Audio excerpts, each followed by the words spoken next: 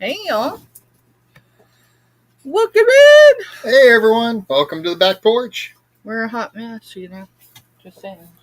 So I won't actually be typing in chat for a little while because my phone died. Yeah, he let his phone die. He didn't charge it. He didn't.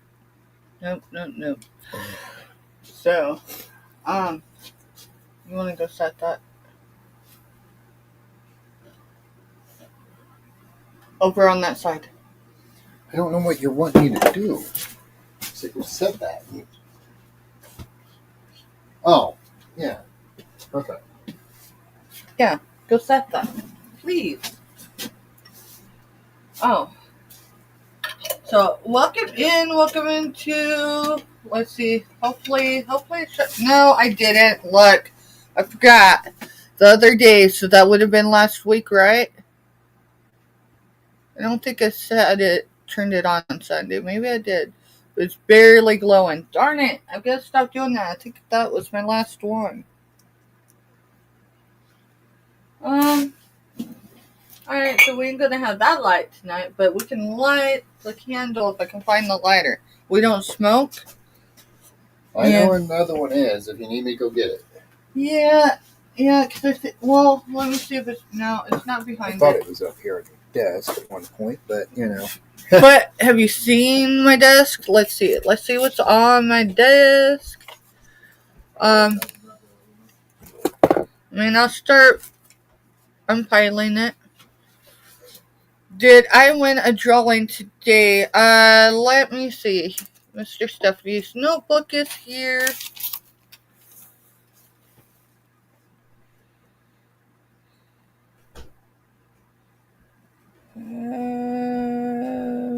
No, not today, bud. Not today. What's up? Wait, let me make sure. Yeah, today's the 14th. Oh, John was asking if he had won any of the drawings today, because I'm guessing he probably tiptoed out, and that's fine too. I don't require people to stay and to say that confidently, because I usually don't announce when I leave someone's thing unless, like, I had something prearranged with them, like, hey, and something comes up or something. Typically, I don't announce when I leave versus lurking. When I'm lurking, I'm more like, sometimes it might be I'm lurking because I want to see how people are behaving. Depending on if it's a place where you can be real. You know what? We didn't plug that in. Maybe we should try it. I don't know what it's going to do, so give me a minute. I didn't do it before we went live. But I did clear out a bunch of stuff on my computer. So let us know after this thing So, starts yeah, going. let me know if I'm in a barrel again. I do know I'll have to change it in settings.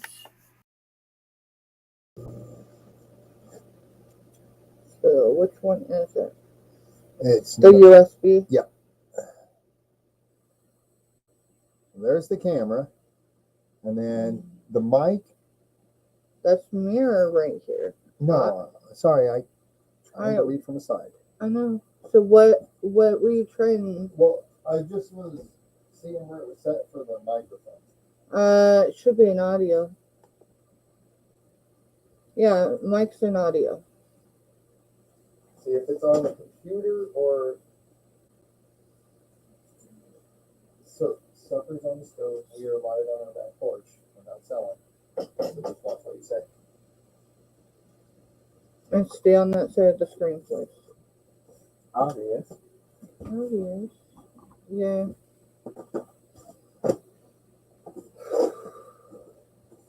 Alright. Hey, firecracker, I'm going to pass this through that shelf. Can you hear me, John? And do I sound like I'm in a barrel?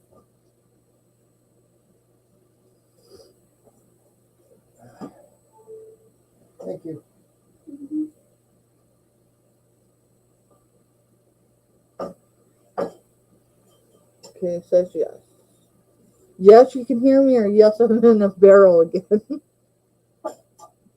Because I think I asked two questions at once.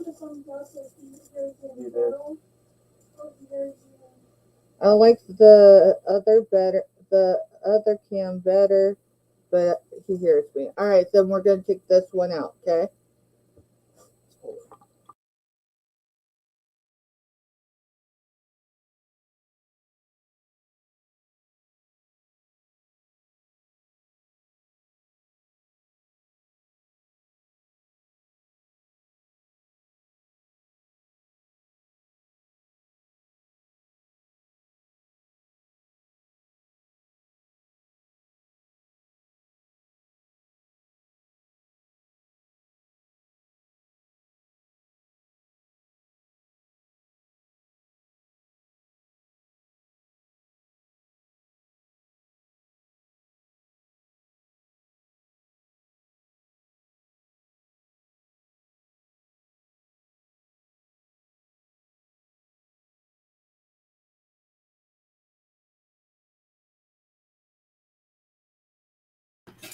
You can't, I'm a rookie.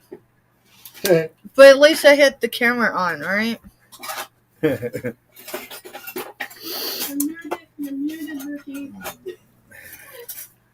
And my mod in training just informed me. She walked over. She's like, "He's saying you're muted." All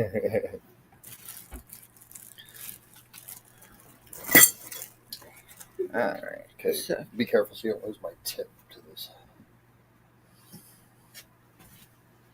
So how's y'all's Tuesday going? I wasn't on social media a whole lot today.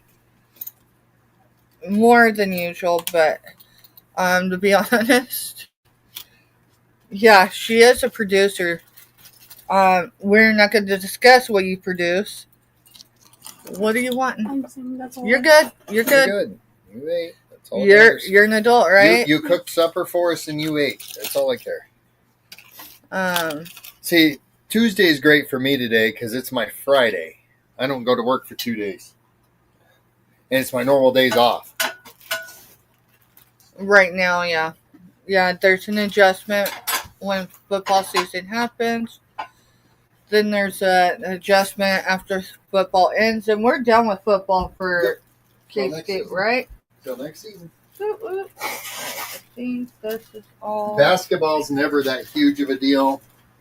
Volleyball's not big of a deal. Just football's nuts. So we obviously weren't fully ready to sit down. I went and jumped into a few channels. FYI, I think they're still on. If you know Scooter and Nee, LLC, if you know Selena, Scrambaby, right? What is it? Rylan.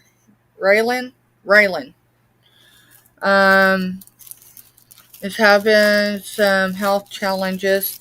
They're headed to Nashville or somewhere in that area tomorrow. So they are going to sell this evening. You jump over, Scooter and Nick explains it. And dude, the Rams didn't win. They flat out destroyed the other team. Was there 8 sacks or 9 sacks from the Rams versus 2 on the other way? I mean, what's everybody do when they come and do a back porch event? I've got a brush right here, and I put my hair down, but I don't like how it's presenting on camera, so I'm like, I'll just use it as a mirror. Just go. Please. Yeah, there's a baby gate there. And you're young enough, you should be tripping over it. So, this week, we need to get... Wait. Didn't I get more than one pack of these LED lights, tea lights? Somewhere. I just don't know where they're at. Okay. Alright. I'm off for 2 days. We can make another chunk into our pile. Yeah, our pile of sourced and things we've even got locally through this. I feel the need to clear off my desk again but it'll be my project tomorrow, so I probably won't be able. I'm really liking the detox from it all. So you got any big plans for the week? Anybody? Anybody? Let's see. Let me get this. Hey, do you see my there's Mr.Stephanie. Do you see the dragon? It's not a dragon. It's actually a giraffe, and it's right there. It's sitting on the bust up there. Oh, cool. John's selling with Maria tomorrow. Maria's the California thrifter? If so, what time? You guys are both in Cali, so it'd be Pacific time, right? Mm-hmm. Yeah, give us the time that it's that you guys are going on, and we can adjust our hours. Adjust our hours. Yeah. Well, no, like if they're going on at 3, that means they're going on at 1. Our time. Yeah. Alright. 9 a.m. Pacific. So it's like 7 in the morning? No, 9 a.m. Pacific, their time. So it would be 11 our time. As long as we're up. Hey, Jessica, welcome in, girl. Welcome in. There's no guarantee. On my days off, I do not set alarms. I have to wake up to an alarm every morning at like 5 in the morning. My days off, I just don't set them. So, I think this chair adjusts, right? It goes up and down, yeah. So does it go down? I don't think so. I think it's all the way down. That's as far down as it goes? Well, I feel like I'm on a pedestal that I don't belong on. Well, you want the other camping chair or this one, and I can grab the other one? Probably. Hi, Ashley. Probably not, because I've been having lower back pain. You're good, John. You're good. So a camping chair doesn't give the. Hello, Jennifer. Hey, Jennifer. Welcome in, and welcome in, Terry, and welcome in, Ashley. Welcome in, Jessica. Welcome in, y'all. What's y'all's week been like?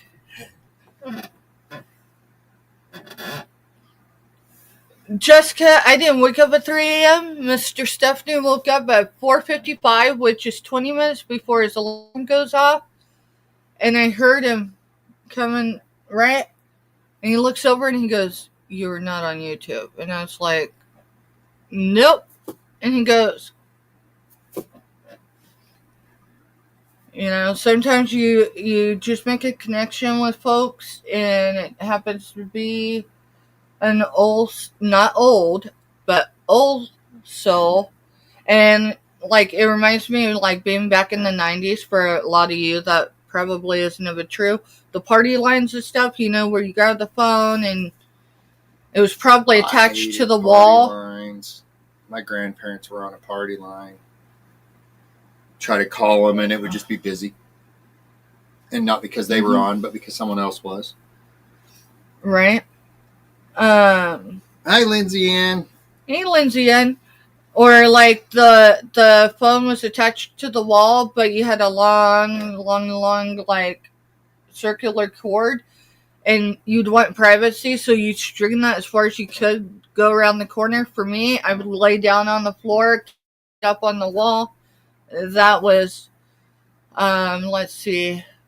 There's times I'd be on the phone with someone and they'd fall asleep or I'd fall asleep. Last night, one of us, meaning me and this other person, may have actually almost fell asleep. So we obviously got offline, but I'm sure the sun was up somewhere. That's next week for us, Jessica. Next week we have all our appointments. Yeah, typically this is a week for my appointments, but next week, so I've got to look through my business calendar because my medical appointment got pushed back a week, and then I got a phone call while I was live, and anyways, maybe that'll get brought up from that. Well, I'll bring it up. No. We're in the right chat. No, just give me a minute. I'm still kind of stewing over it.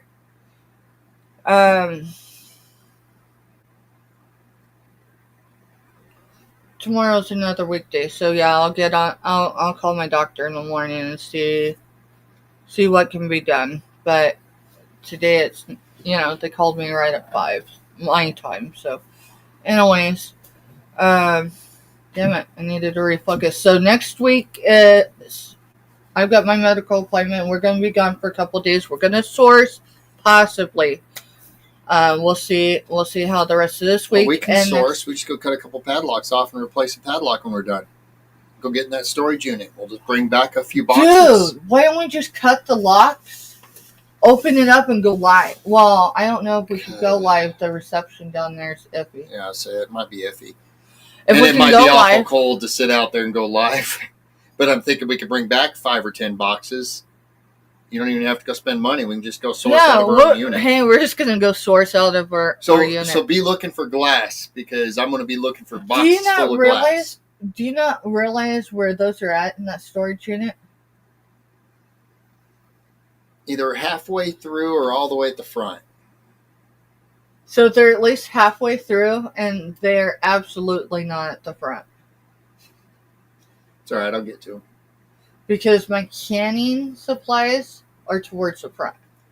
We have anything in a shed over at our kid's house?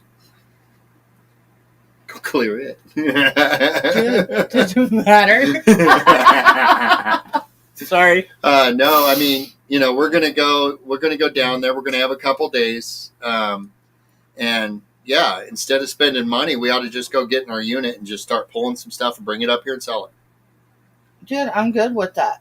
It's going to be a cold sourcing out of our own unit. It might be, but we can take breaks and jump back in the vehicle. So how are we going to cut the locks? Are you going to use, We're going to be at Grandma's. There's 3 pairs of bolt cutters at Grandma's. True. True. Because I'm going to get the cats on my van while I'm down there. So yeah, I know if I pay online. Hi, Dawn. Or while we're, Yeah, well, our back porch ones. But our back porch, I'm not worried about monetizing. If we get monetized, I am on the fence about that, y'all.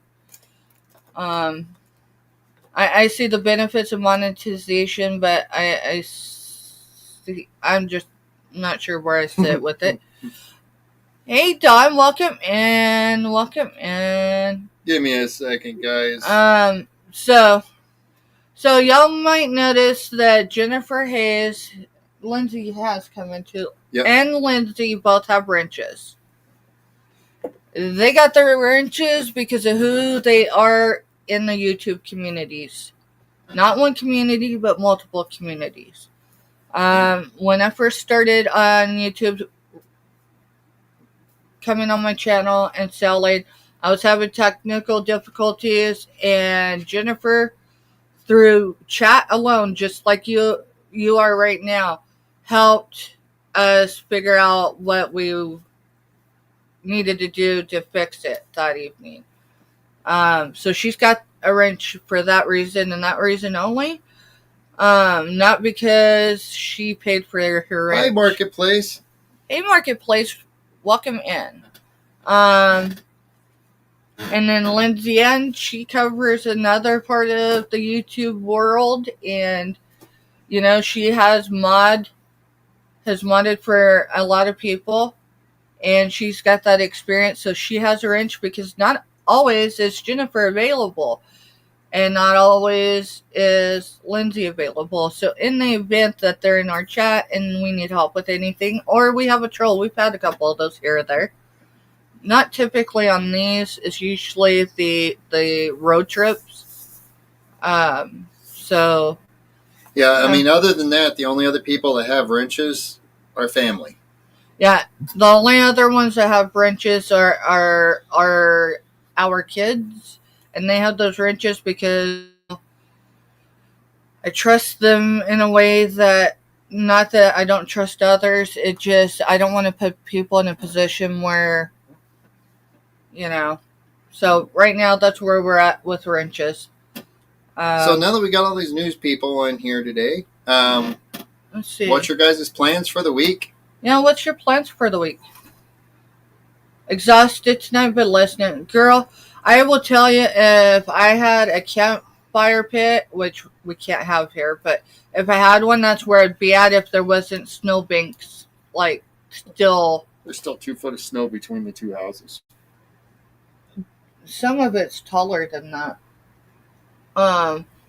That's what I'd be doing tonight if I didn't have all the snow. I'm so over winter.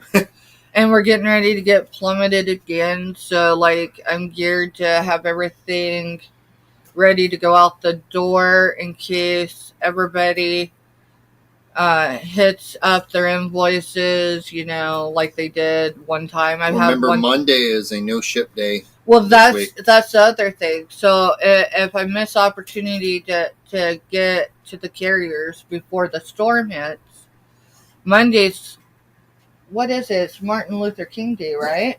Yeah, it's Martin Luther. So anyone remember, Monday isn't a shipping day.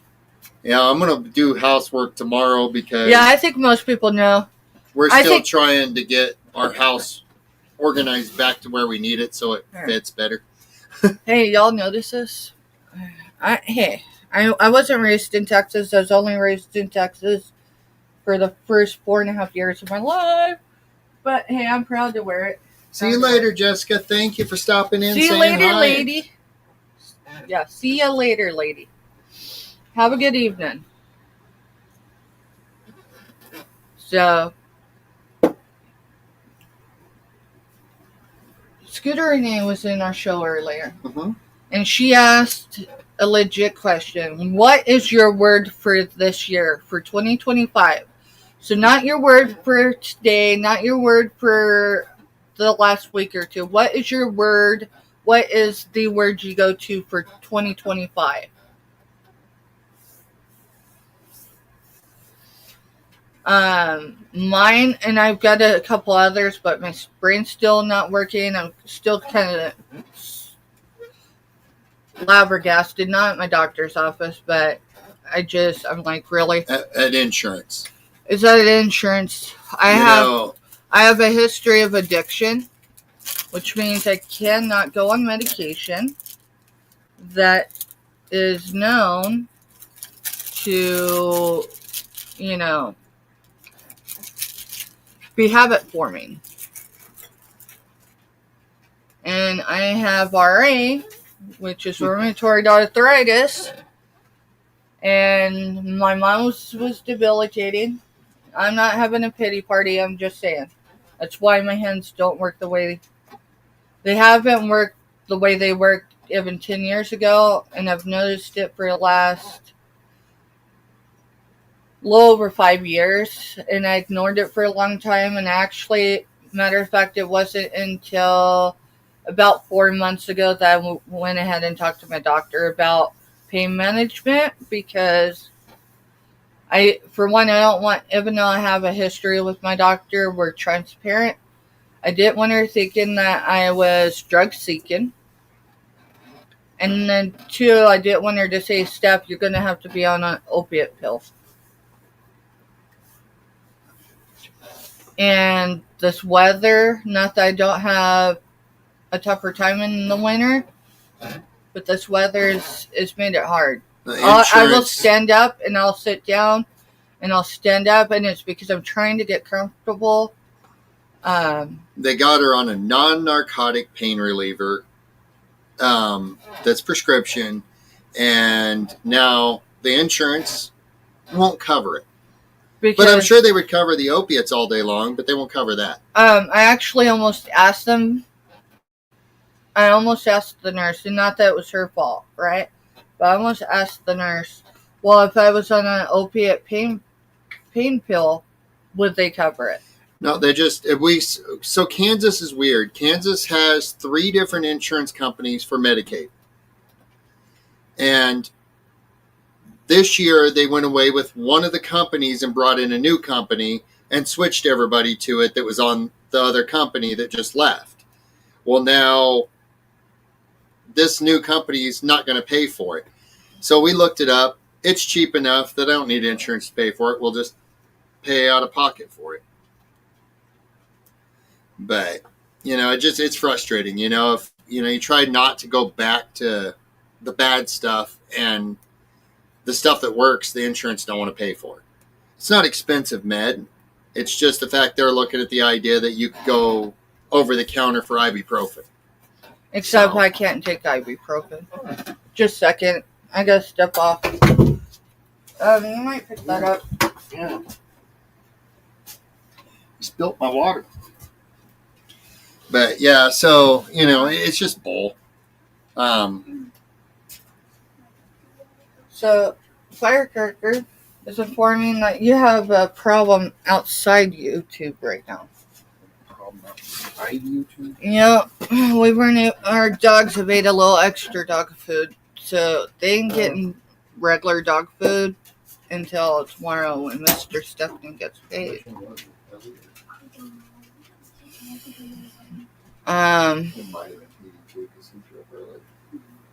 Anyways, our dogs still end up with human food. We don't feed them human food, but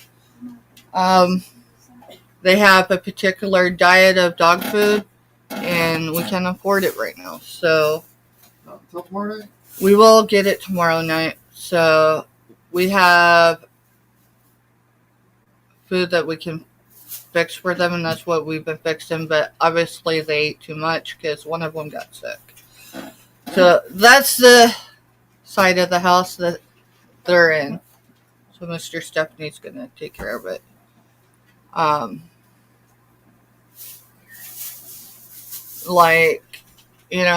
It's a pill that's only 7.5 milligrams. It's non-narcotic. It's non-habit forming, which I have to have that, y'all. Because I'll tell you, if I had anything that was habit forming in the last 5 or 6 months, I would probably have been abusing it. With that, it's reaching out to my support systems. I've been virtually and saying, hey, I'm having a rough day. But, this prescription's at the end, which means, if we'll get it figured out. I don't, because I have a history of addiction. Sorry. I do. I don't like I do. If I could go back to that day where I thought that, Yeah, we're gonna. I looked through GoodRx, and it's like a $16 prescription. It's not expensive, and it's like, all right, we'll just have them write it, and then we'll just pay for it. Not scared of I've got $16. enough. I've got enough to get me through for 24 hours. It just, with this weather, my pain level has been at a 7. And anyone that knows what chronic pain is, You need my rheumatoid arthritis. I mean, I'll find out in July how far advanced it is. So, it is what it is. It sucks because, if I didn't have the drug addiction, I'm sure the insurance would pay for opiates. But because I have a history of addiction, so I need a non-narcotic, it's a problem. And it doesn't make me feel good because, I totally know. I've tried it so many ways to learn how to cope in a healthy way and not, cope in a negative. Out of here. Hey, Get on your side of the house. how did you? Oh, it's because this is undone. Yeah. Yeah, dude. Pavlov's theory really works. A lot of times we'll be sitting in the living room and can leave the gate down, and they won't even leave the living room and come this way because they know the gate's usually up. But I don't want them getting in the habit of being over on this side, so I'll get through it. It just, I've only got a few more pills, and I take it twice a day. I can take them both at once, but for me, it works to take one in the morning and one in the evening. I don't wake up during the night with breakthrough pain.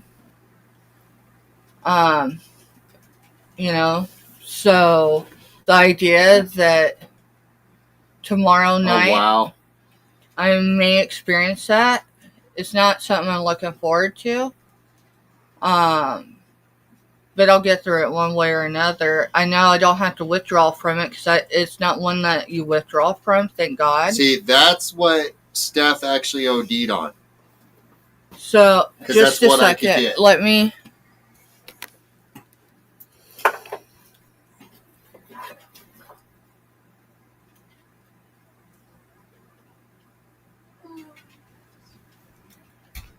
Because that's what I could get when we were in the game and Mr. addicted. Stephanie, I know which dog it is. Huh. Mm-hmm. Did it happen again? Mm-hmm. Alright, is there anything down that he can keep eating? No, Okay. he's just. So it's just His he ate stomach too. roll. Yeah, he ate too much, and Yeah, all meds are good meds if they're treated right. When you're an addict, you just stay away from it. I mean, I didn't start out taking pain meds years ago because I wanted to be an addict. But what was Firecracker born yet when I was diagnosed? Yeah, she was. She had just been born. She was 6 months old when I was diagnosed with PTSD. Here, let's get where. So you keep standing up, lifting the screen up. I do, and then you disappear. So Jennifer says she goes to a drug counseling place to get her Suboxone. And she has to go through counseling and do a P test. Yeah, so they make sure your levels are where they're supposed to be. So that doctor back in Colorado, we won't say his name, just out of respect. Remember when we went back and everything, and he ran a clinic? Mm-hmm. But there was a strict protocol, and one of them was staying accountable. I mean, you could screw up for real and go in and be real with him, and he would keep you on as long as it didn't become a pattern. Yeah, I was getting my pain pills, because I destroyed my lower back when our youngest soldier was, what? I was pregnant with Firecracker. No, you weren't. You were pregnant with the one we lost.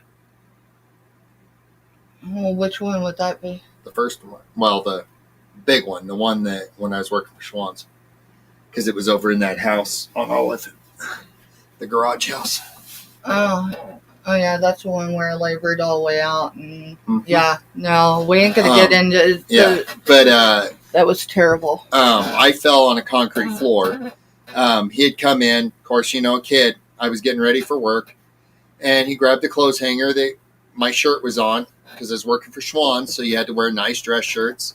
And I went running around the corner because he started messing with all the videotapes we had stacked up on a shelf in our living room.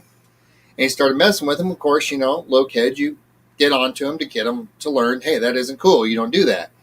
Well, I come around that corner and I hit that hanger and went full airborne on a concrete floor and landed on my lower back, not my tailbone, my lower back. I lost for a good hour. I had no feeling in my legs. Wouldn't let her call the ambulance because I was in my underwear. And my cousin and family is who runs the ambulance service. So I was like, no, yeah, you're his not family taking me out of here in underwear, guys. So I laid there for a while, finally got feeling back. About 3-4 hours later, we went to the hospital. And the exact words I was told by the doctor when they got done with my x-rays is, you broke your back. I broke the dog collar where it connects to the pelvis. And I've had pain ever since. Now I've just kind of learned to mentally be able to just, okay, I'm hurting, but it is what it is. And just go on, maybe pop a couple ibuprofen if it's real bad. But that doctor, he always had me set up that if I busted 200 pounds, if I did not keep an inversion table, and I was more than 3 days late for my appointments every month, I was cut off. Period. End of story. Cold turkey. And you had to do UAs. And I had to do UAs with him.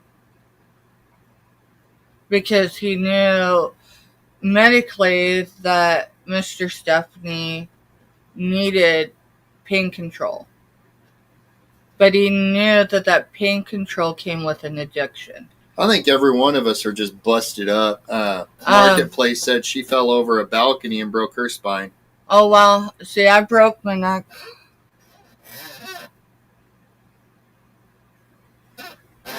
I take vitamins. I broke my neck right here. I take vitamins and a baby aspirin twice a day. That's my meds.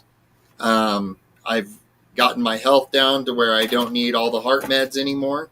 They were actually causing more problems than they were helping towards the end. Yeah, we didn't find that out until I had you the infection and almost died. So yeah, that's all I take anymore is I take vitamins and then my baby aspirin to keep my blood thin. And it's thin because if I cut myself at work, I bleed and bleed and bleed. I take 2 blood pressure pills. I take one to control my blood pressure, and the other is used to help with my anxiety. And then I'm on the non-narcotic. And it's not even filled every 30 days. So, I mean, it's filled every 22. I got to move these shoes. I took my shoes off when I was live earlier. Because I'm a barefoot type of girl, but these floors have no carpet. Yeah, I want to get some the workout pads that Walmart, they sell them in like it's a block of 6 or whatever. And There's a lot I 3x3s. want, dude. We gotta get my vehicle fixed first. It's kind of driving me crazy not having wheels of my own.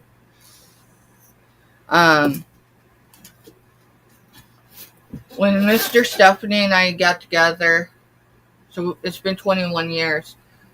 So July of this past year was 21 years ago that I was in a near fatal car accident. And I broke my neck. It knocked me out. Everything. I wasn't in a halo. So when him and I got together, I was still in the hard color? No. They just moved me to soft color. Yeah, you were wearing a soft color part-time.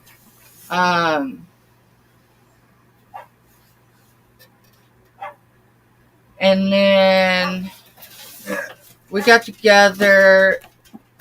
Our actual get-together anniversary is January 1st of 2004. Our daughter was born in 2006. And in 2007, we went to, and I did it, there's things that happen, and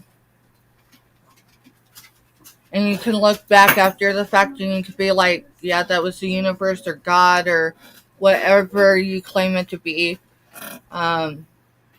looking out for me. And you would think, having a near fatal car accident while having a baby that was, I don't think he was, no, he was still in the flat car seat. Well, he was still in a flat car seat when we got together. He was only a month old. He wasn't with me when the car accident happened, thank goodness. None of my kids were. But I was in a very abusive, toxic relationship.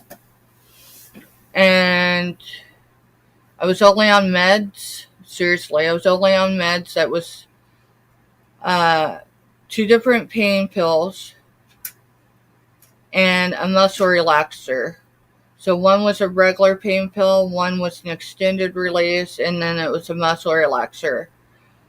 And for one, I was a zombie. And then 2, to get up and function was crazy because I actually not only broke my neck, I had a head injury that they didn't catch for 6 weeks. I showed the symptoms of it, but no one would listen. And so, a day came and I forgot I had a friend, which is my kid's other godfather. They had 2. Had being the word. And he had come down to stay to be a help because I had a newborn that wasn't just a newborn. He had been born a couple weeks early. So his feedings were more often than a regular baby. And the person I was with at the time was abusive even during that time. And I woke up. It took holding the wall to get down the hallway to figure out what was going on. And I tell you, standing up and staying in a position for very long was difficult for me. But God pulled me through that. My kids and I left that day. And then a few months later, I came along. Mr.Stephanie came along. My mom and someone I knew, it ended up long story, but someone I knew from my childhood convinced me to go to this New Year's party that I'd been invited to, and I was against it because, for one, the guy that invited me had his own agenda, and I knew it, and they knew it, and I'm like, no, I've got kids, and they're like, go, we got this. So they watched my kids, and everything happened. So yeah, we been together 21 years. We'll be married in August for 21 years. It's not been peaches and cream. Mr. Stephanie had a lot of history from his childhood, and I carried all of mine from mine. So it's taken choosing every day of, okay, maybe I don't like you today. When I went cold turkey off the sugar, I'm not kidding you, that was, 5 months ago? And she went cold turkey off caffeine at the same time. Because my caffeine drinks had sugar in it, so I quit that too. For the first 3 days, I didn't know I liked myself. After 3 days, I was pretty sure I liked myself. I wasn't sure if I liked him anymore. We were at the store, and I'm like, what else have you changed? Because sugar should not create this much of an issue. And she's like, well, I haven't had caffeine because I like coffee with my sugar. And, so we started buying creamers, and then... Yeah, I've got a couple right there, but... we ain't got no coffee right now. We ain't got no coffee right now. We'll have that tomorrow. Tomorrow night. Yeah, the story is right before payday. Right before payday and all the snow and everything, and just, yeah. Yeah, the snow and the cold weather, you have, when your vehicle's locked out in the elements, it takes a long time for it to warm up, and so it takes extra gas, and you gotta have gas in the vehicle to go to your employment. So that's the reason why the dogs are out of food right now, because we end up going with a cheaper dog food, which it was the same brand, just a cheaper style of it, and they eat it like it's going out of style. So I've just got to go back to the food that we were getting them before. But they're not going hungry. I'm sure he got sick because he ate too fast and ate too much.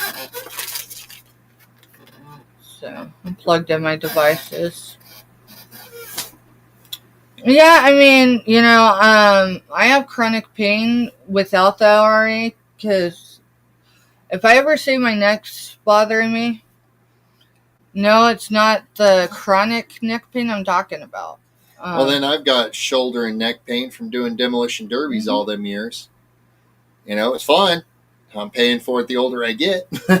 And there's times where I jack it up, but so the year after Firecracker was born, we went to Larkspur, Colorado, to the Renaissance Festival. Now, my neurosurgeon and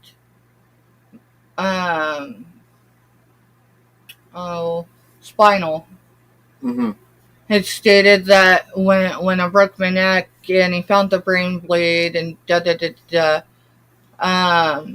that I couldn't ever go on carnival rides again. I couldn't go to E-Liches. I couldn't go to Six Flags. Couldn't go on anything. And I'm like, really? And he goes, yeah, the jolts and everything, And so we went to the Renaissance Festival, and you remember that porch swing? That's Mhm. what did it. They had a giant porch swing, and they had it catapulted between two trees. And I figured that was fine, because, I mean, it's a porch swing, right? No. I re-injured my neck. So that was a year after our youngest was born. And I went to the doctor.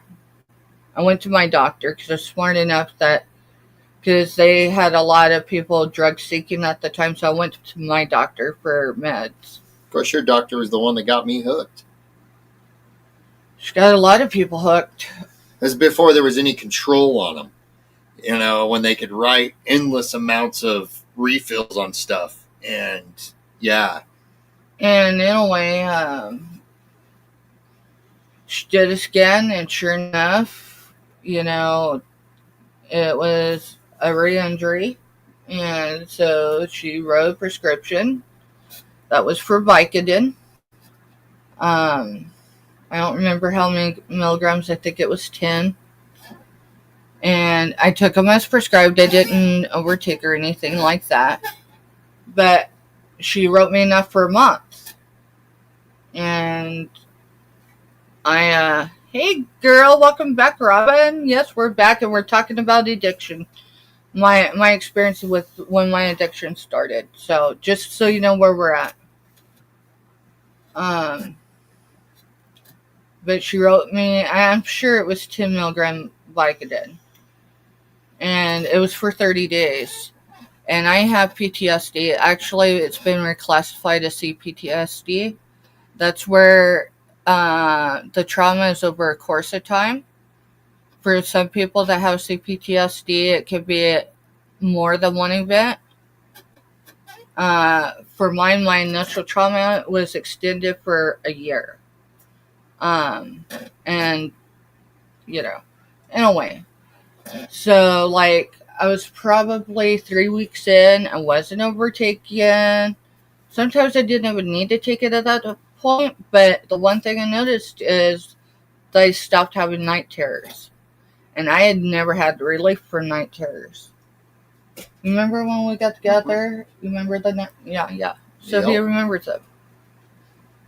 And now I know on the radio and the TV it would have, you know, the narcotic pain meds, the warning labels, right? They could be highly addictive. And my thinking was I could stay on top of it. I was probably already addicted at that point. As every addict says, I can stop whenever I want. That's the reason why, like I said the other day, Robin, we either recover or we die. There's no middle ground. And where we were, heroin was the next step for us. Suboxone strips, man, I could do 3 or 4 of them and still function just fine. So wasn't that... That was the one under the tongue. Alright, so yeah, And they, you know, and so we were to the point that literally heroin was our next step. And I always go back to watching episodes of Dog the Bounty Hunter. And they busted a kid that had heroin and stuff with him. And he looked at the kid and goes, you know, there's no such thing as an old heroin addict. They always die. So we don't, you know. So, Jennifer, I'm going to ask you to... Used. Okay. Sorry, Jennifer, if I... No, that's the caused reason why... any issues. No. So Jennifer's daughter passed away last year. Like Brad. Yep. And we've got numerous friends that we've lost. I can list them. I don't want to. I can't go there tonight, y'all. Brad, I grew up with. He was the neighborhood kid. Like, they were at our house. We were at theirs. We grew up together. And he went to Louisiana and got sober, and he learned to be an electrician. I mean, he worked hard. He had years of sobriety, and then he went back to Colorado. And I had no idea that he was back in Colorado until the evening that he had been declared. That he had been declared.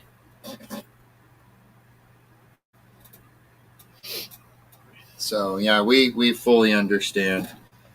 Um, That's why it's so important that people have people to reach out to when they start going down the real dark path. People that can tell them, hey, you know what? I was an addict too. I'm still an addict.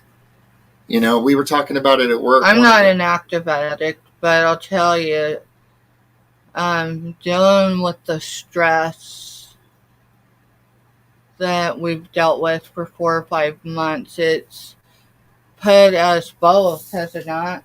Can I include you in that? Mm-hmm. In the beginning, like, my anxiety was really out there, and I actually talked to my overall health care team about it. And they're like, well, what's it making you feel like? I said, I feel like I'm in an active addiction again, but without the lifestyle and without the drug. And as it's progressed, yeah, I left that lifestyle long ago. I could be that person. I don't want to be that person no more. There's a reason why. It don't matter what social class you come from, by any means. We knew a lady in Colorado that we have no use for anymore.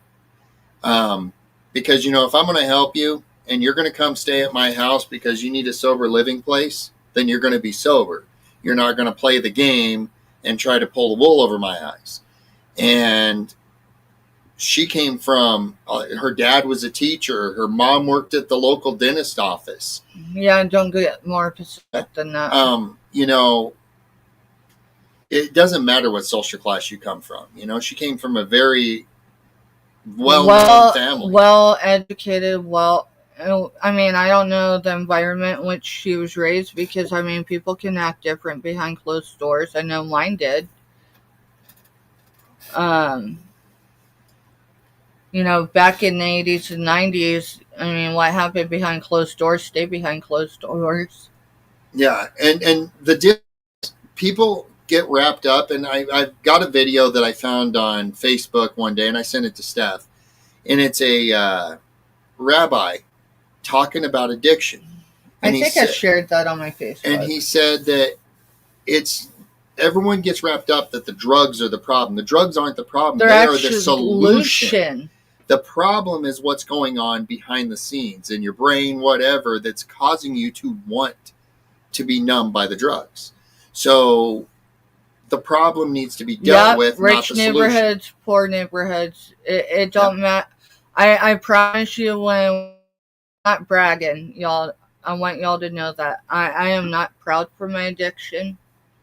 People are quick to say, oh, you still got your kids, you know what? I've had to work to have those healthy relationships, and it takes a lot, especially right now, to maintain those healthy relationships. And our kids, until they started getting older, they didn't really realize there was a huge problem. Except for one. And any of you that are mom, I had a accidental overdose, meaning it wasn't intentional, but it was a direct cause because of my addiction.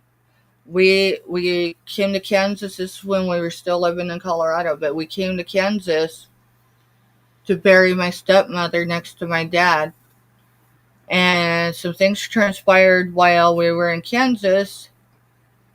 Mind you, I was still in an active addiction, so family had reason to be concerned if I had the capability of taking care of my sibling or not. So I will tell you, Robin, that on the one you had just put, something I learned when I had my heart attack.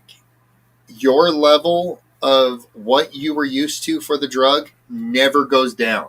Mm-hmm. When I had my Widowmaker heart attack, I felt every bit of the heart cath. I was sitting there and I told them I could feel it inside my chest. And they're like, we're trying to get your pain under control, but we've kind of maxed out on what we can give you. And I'm like, it's not your guys' fault. It's mine. If I wouldn't have been addicted to this crud, it would work like it was supposed to. Mm-hmm. So the levels never go down. So Your what happens tolerance, if you what get you build, your tolerance that you build. So say whatever you take, right? That's the level you're always going to be at, which means in order to ever experience an euphoria I know, you have to go above that. And that's how a lot of, and then in today's world, scared. So I will tell you, every person we've lost in the last 5 years has had fentanyl laced with it. There's actually statistics, and I have 2 people I grew up that are a statistic. Now, it does bother me. These are people that my age. These are people that we literally grew up together, not just in school. They were the neighborhood kids, and they came from stable families. They came from places of love. You know, they weren't necessarily the poorest kid in the neighborhood, but they weren't the richest either, right?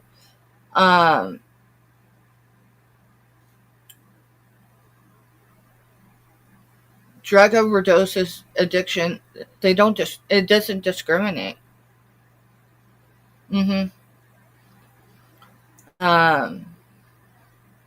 So no one really has known. That includes all our family. And I mean, we're in a public forum. They just know that the drug that I overdosed on wasn't my drug of choice. So, Yeah, see, that was my drug of choice, Jennifer. I bounced off the walls with it like a meth head. I could take. You were high functioning. And that was the problem. I flat out. I didn't hurt. I didn't feel any anxiety of getting yelled at by a boss. Nothing. I could just flat out move.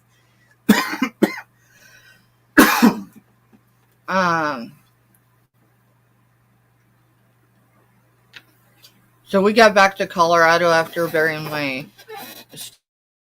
and leaving part of my family in Kansas. And I had never been separated from them. Not that we didn't live apart at times, but I'd never been separated with them, except when we were taken away when we lived in Texas when I was 3.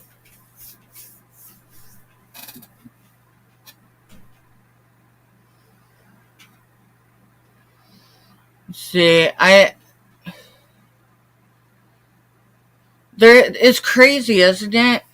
It's crazy because people be like, I would never do that, right? When you get into addiction, and I don't think it really matters what it is, but when you get so far into an addiction, you lose yourself. Like, you're no longer who you were.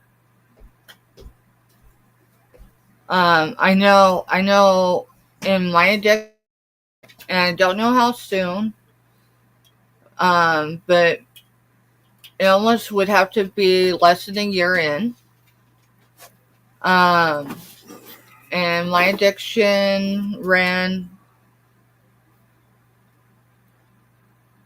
just before my daughter turned 2. And I didn't get sober until, was she 8? Yeah, because you've been sober 10 years, right? Mm-hmm. Yeah, so she'd have been 8. So, yeah, she had just turned 8.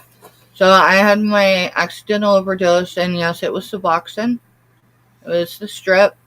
So with Suboxone, you got to remember MAOI inhibitors are bad. That's what caused it. That's what caused my overdose. So, like, all my PTSD, and that's actually when the CPTSD It took many, many months for them to narrow down and to figure it out. It took me having a brain scan when I was in the hospital after my dad died. I was hospitalized while he was dying, but the hospital I ended up at was still a civilian hospital, just FYI there. But they did a brain scan because I was exhibiting signs of not just PTSD, but CPTSD. And so if you took my scan and you took all identifying off, and you put someone that's been in a war zone multiple times, that's how it was explained to me, you wouldn't know the difference. Hi, Scooter. Hey, Scooter Renee. And I want to tell you that actually terrified So, me. trigger warning, since you're new coming in, we are talking about addiction and stuff. So if it's an issue, where it's going to trigger you, just gives you a fair warning. Yeah. And you'll see stuff up in chat too. But yeah, we're talking about addictions. Of course, ours is past addictions. But once an addict, always an addict. We were talking about it at work the other day. One of the ladies I work with was a full-blown alcoholic. She drank herself to the point she has very little kidney function and only half liver function. We were talking about that the other day about, she's clean off the alcohol now, but then she started getting obsessed with other things. Not necessarily a drug or anything like that, but like working out or whatever. And I told her, I said, anything can be an addiction. And once you're an addict, you're always going to have that addictive personality that you've got to watch. And can we just be honest? Like, we started when we got to Colorado. Mr.Stephanie has 14. Wait a minute. You crossed your... Dude, you crossed your 10 years and we didn't say nothing. He's got 10 years of sobriety now, y'all. Right? Yep. Wait, no. No, because I just crossed in October. So next January. No. It's this. Well, yeah, I'm 9 years. You're 9 years. Yeah. All right, sorry. So Mr.Stephanie just crossed his 9 years of sobriety. So one of the things, so my accidental unattended overdose happened in February of 2014, and it took me until October to get sober. And I got sober for 9 months. Even 9 months after I got sober, I didn't feel that I was worthy to be sober. Oh, wow, Scooter. That's awesome, Jennifer. Proud of you. I don't know you personally, but I'm proud of you. Wow. I mean, we used to smoke cigarettes, and now we're to vapes. That, hopefully, within a year or so, those will disappear too, and we'll just be completely off the nicotine. At least with the vape, I don't stink all the time.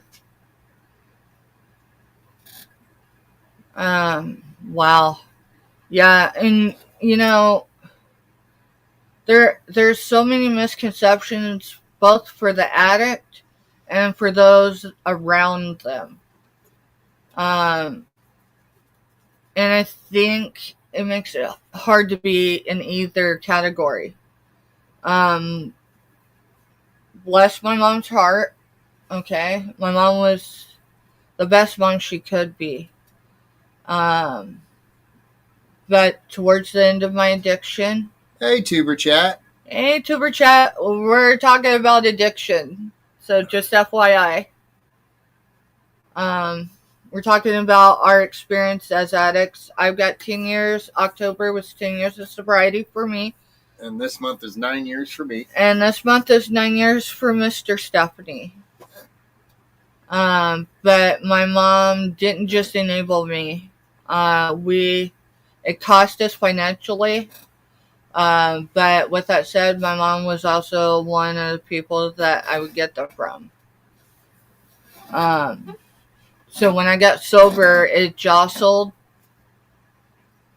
our relationship. And at first, I can understand because, like, she wanted me sober. She wanted me the person I was.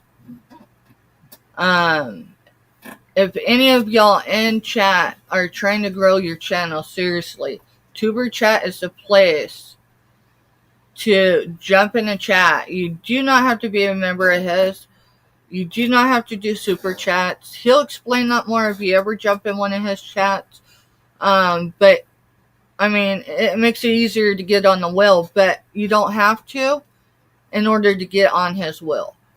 And aside from that, it's a great, sometimes it's fast paced. Today was fast paced too, wasn't it, his chat? Yeah, it was pretty fast paced. Pretty fast paced. To go in and meet new people, to meet, I mean, because everybody, not this island. We're on an island. That's what I just envisioned this whole thing, right? Of YouTube. There's a whole span of YouTube that is uncharted. Other channels, you know, new collaborations. Total. And I'll tell you what, Tuber Chat is definitely a bridge into some of it. His name is Kevin, if you don't know. He is in Canada. What else? What else can I say about Tuber Chat that... Oh, he's just normal. Yeah, he's just normal. A normal guy. He doesn't come up and try to portray anything. He will catch you live once in a while, and if he does, he'll do for you what he's doing for me. Kevin, thank you for the community post the other day. I'm pretty sure that was a community post. That's definitely where I go. Not all the time because I can't always catch him live, or I have other things I have to do. I will tell you, the 2 days I've been in his chat, paying attention and stuff, there's not any BS in his chat. It's awesome. It's nice and mellow. He's just there to try to get people to, hey, you know, you want watch hours? Just put in, hey, I'll trade out playlists with people. Come on, you know. Well, not necessarily him, because he does that anyway. Right. We're talking people in the chat, and they will. And I've got to get back online and do some more playlists because I got someone active with right now, but I haven't been in over a day. My fur babies are going to get some people some watch hours tonight, but it's well earned because they've done the same for me. And this is just what we do for each other. So Tuber Chat is a huge resource for anybody wanting to grow. I can tell you with all certainty, and every time I've been in his chat, and I've been a member for definitely 2 months, but I want to say maybe closer to 3. And of course, most people know I don't get an active chat for at least a month. I watch how they roll before I start getting into chats. Yeah, if you don't, you end up like I did on their late night show. Yeah, you end up timed out, huh? Yeah. Shadow Woman timed me out. She did. Because I was at the start of everything with my stuff, and she thought that someone was, and I was like, no, that's my husband. He stole my name. Y'all, he didn't even ask. He stole my name. He informed me, hey, I changed my YouTube name. I said, you did what? And he's like, he turns his phone, he goes, I changed my YouTube name. And I said, please tell me this is a joke. And he goes, no, it's not. He goes, yep. Yeah, Rhonda got me. He goes, it was a good laugh. I was laughing. He goes, Steph, it's harder to bully somebody or harass somebody if there's someone that's got their back in chat. Now, I will tell you, I'm not calling out any channels. I'm not going to do that. I'm not going to, because I just don't, right? But there's a lot of channels that claim that they don't. But some people can harass and bully people, but make it look really well. They know how to sugarcoat it really well. Yeah, that night I just thought I was getting hazed. No, it wasn't even. Because the one thing that Mr.Stephanie didn't know is that I know Rhonda is not everyone's cup of tea, but she's definitely a lot of people's shot of whiskey. I'm going to tell you that. And I've heard from a lot, okay? So, trust me, I know. But I reached out to her and off of YouTube, and I said, listen, there's some issues. There's some issues that are going to probably start spinning. So when I went into the late night chat, and then she see Mr.Stephanie jump in, she was there to protect me. And so it took a hot minute. They ended up stopping the auction. And I'm not laughing because it was funny. I was actually frustrated because I know what it's like to have an auction paused, or sometimes they just close it out. They didn't, thankfully. They kept going after we got it resolved. But once in a while, she'll still, you know that, right? Mm-hmm. Yeah, she'll still apologize. And I'm like, dude, don't apologize. I just thought I was being hazed. I wasn't even upset. It was like, wow, I guess I'm part of the friends group now. I just got timed out. But yeah, as much as I drum up Scooter Renee, I say that because I'm telling you, if I cross paths with her one day, which I hope I do, right? If it's in the cards, it'll happen. Her and we'll say Roberts that asked her about her husband's name. And I always feel when I'm talking live that I'm going to screw someone's name up.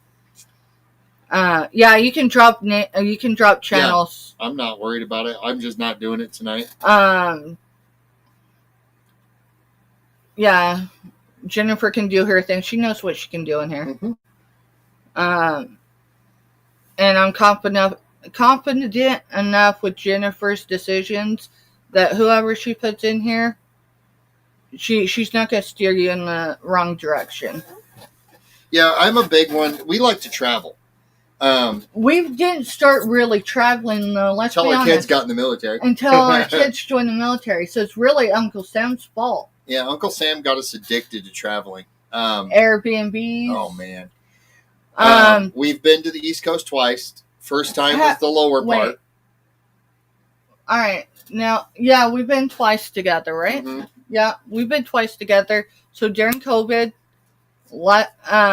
our youngest, it was their graduation was the first graduation with lax restrictions, like up until 3 days before we left for the East Coast. We didn't know if we were going to be able to go, right? Not because we couldn't financially go, but I mean, the military was tight on their graduations, and so they laxed a few restrictions. They still adhere to a lot of others, even though it was outdoors. We ended up going, and just so you know, when I hold people accountable, I will hold. Do you remember his rank? The battalion commander of that Pacific. Remember. We won't name names, okay? As far as bases. I was in a private chat. It had been that way from the beginning. It was strictly for families of soldiers in training. They're called SITs, S-I-T, soldiers in training. However, the way the person actually created the group, they chose me as the chairperson because I was a seasoned military mom. And it was COVID, which means it was interesting. We get where we're at on the East Coast, and I'm at a convenience store. That was after Siri tried to get us going, the oncoming traffic, and I called her a blonde bimbo. We'll just leave the rest of it alone. And then she took us down an alley, people's backyards. Siri's crazy.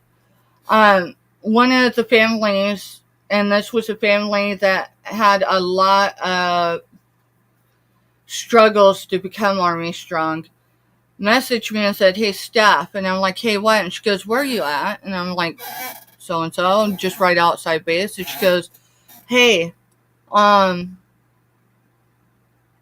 the commander's wife is in our chat. Now, that was a private chat. It wasn't a public forum. And I said, what? And she's like, yeah, the commander's wife is in our chat. And I said, when? Like our private chat? And she's like, yeah. And I'm like, oh, hell no. I said, no, she isn't. You know, there's just this understanding between people in command and people in training. And I said, what commander? And she's like, the battalion commander's wife. And I was like, oh, hell no. And she's like, Steph, here's the evidence. So I did. She gave me her info, so I vetted to make sure it was who it was.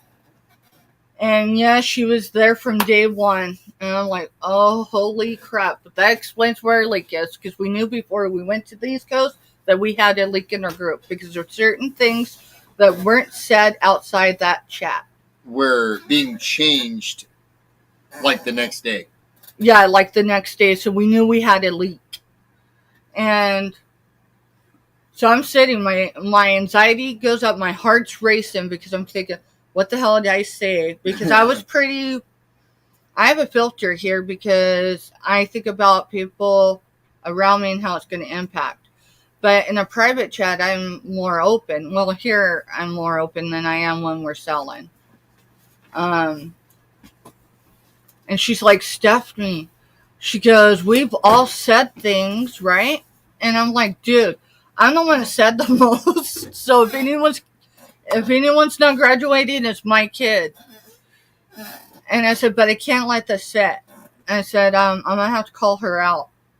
And she goes, how are you going to do it? And I said, well, let's have a raise of hands. Let's go in the chat, and let's start with asking everyone to explain how they are associated with a soldier in training. The problem with that is we had a lot of prior service members that were parents. So when I asked that question, I said it respectfully. Yeah, Scooter Renee is definitely. I'll come to that here in a minute, Robin, but Scooter Renee's, not everyone can shoulder the things I've shouldered. I have a huge team outside of my support system who's kept me right. But I know not everyone has that. Right. Now that he's back, I had to stand up for a minute. So it was actually the dads. Terrence was one of them. I can say that here because no one else would know how to associate with him. He was prior service, and there's a couple other dads. And these dads, I want to tell you, moms are tougher than dads when it comes to, especially if they're prior service. And so everyone kind of did their roll call. But one of the dads said, Steph, why are we doing a roll call? And I'm like, well, I didn't call her out by name because I understand no one had graduated. They could have put everybody back at day 0. And I said, well, give me a few minutes and I'm going to post something. I said, but I need to do it respectful, and I need everyone to pay attention to what I say and how I say it. And so I respectfully called her out without identifying who she was. And it took, about 45 minutes for her to respond back. In that meantime, I'm shuffling, because people were worried that they said too much. Because, hair was down a lot of times. People were frustrated because COVID. Yes, families got called every week, mostly.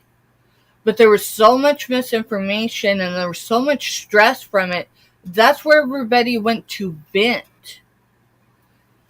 And I'll tell you, I come out stressed every time because I had to reaffirm to them that, A, you need to remember and trust their training. You have to, even if you don't know their senior command.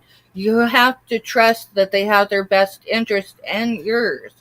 So, like, it took a hot minute for me to respectfully call the battalion, which means the whole group, okay? Not just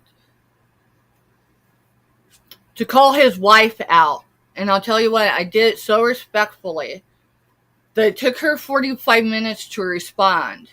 And when she did, she explained that when her husband comes home, when he walks in the door, and they live on post, because he's a senior member of the military, that when he comes in the door, the rank comes off. And that she never divulged the rawness of things, right? She always used a filter. But the misinformation, and I'm telling you, some of it was serious.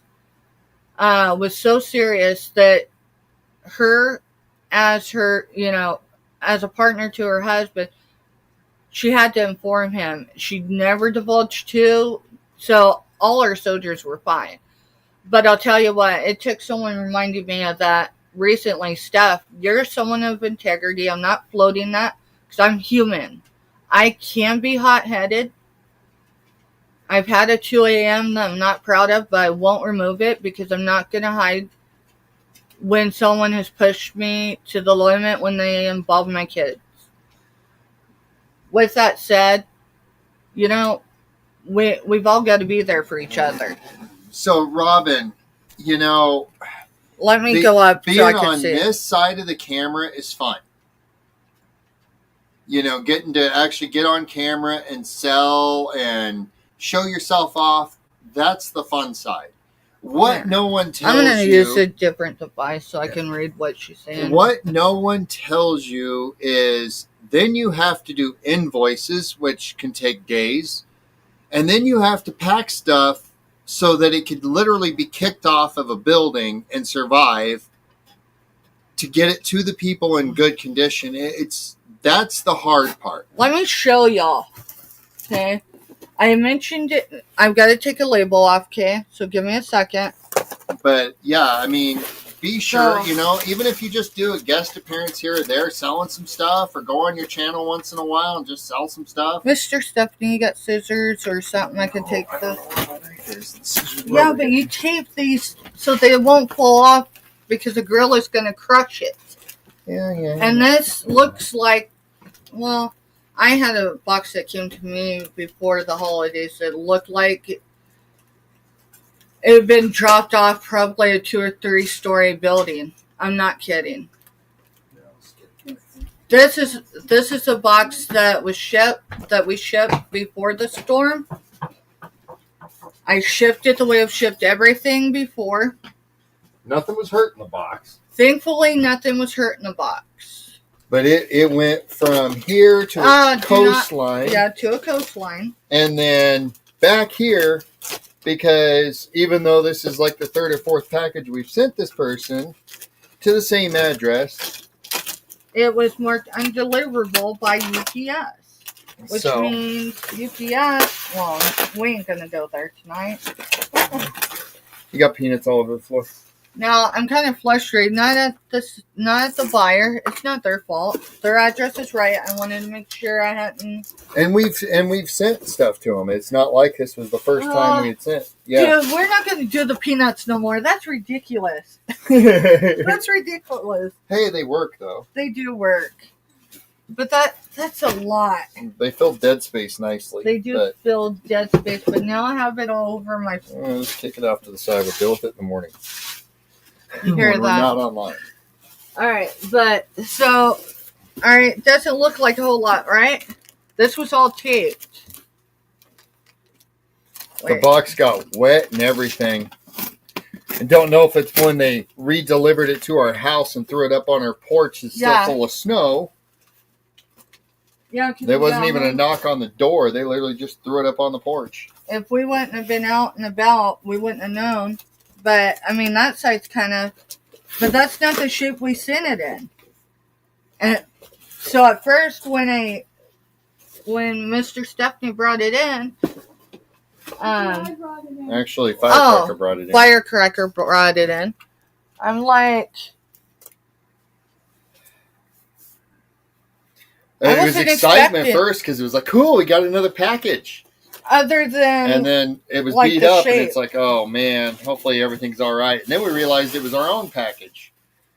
But yeah, I mean, that's the hard part, Robin, is, you know, being on this side selling is a lot of I've fun. got to pick this up. But then all the work that goes into it after that is where a lot of people start really getting hung up. That and the stacks of stuff that you gain because you're constantly trying to source so you can bring new stuff. So then you end up with stuff stacked everywhere. So I do know some sellers. I do know some sellers are doing invoices, and it doesn't work for everybody.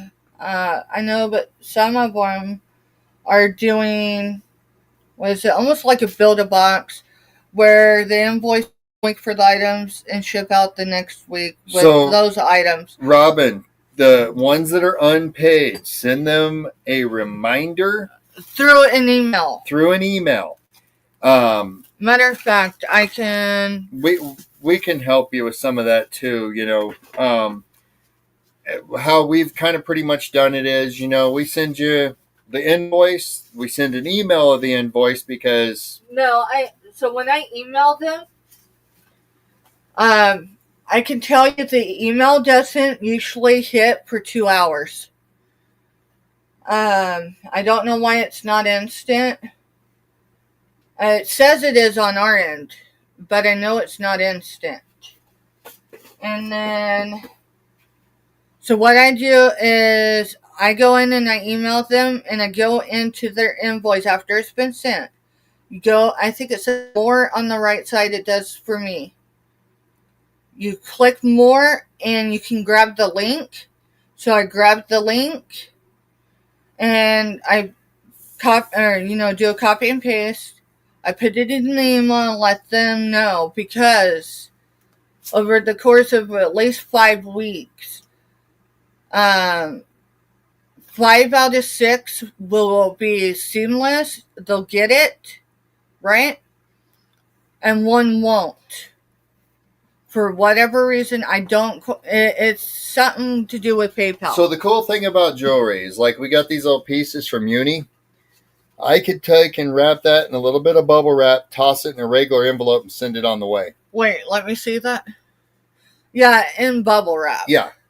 So jewelry is a lot easier to ship. You get to glass. Glass is stressful.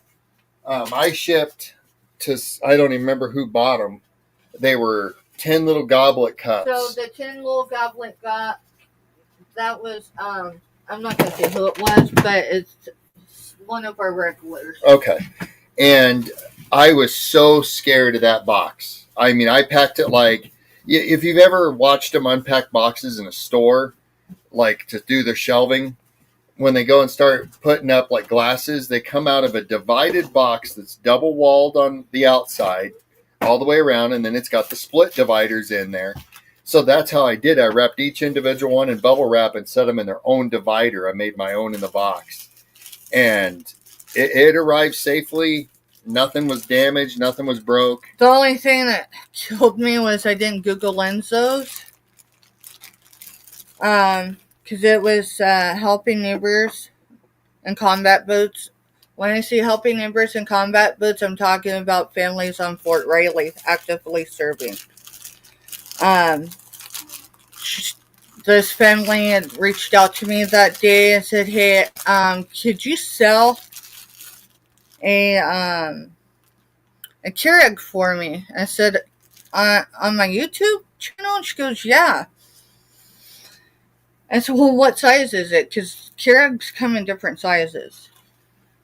And she's like, so she tells me, and she's got a couple other things. She goes, "I'll just get some stuff for you together." I said, "Well, I'm not sure if it'll sell, but I'll show it." And she goes, "I want you to get a profit out of it too." And I'm like, "Dude, I'm not going to do that."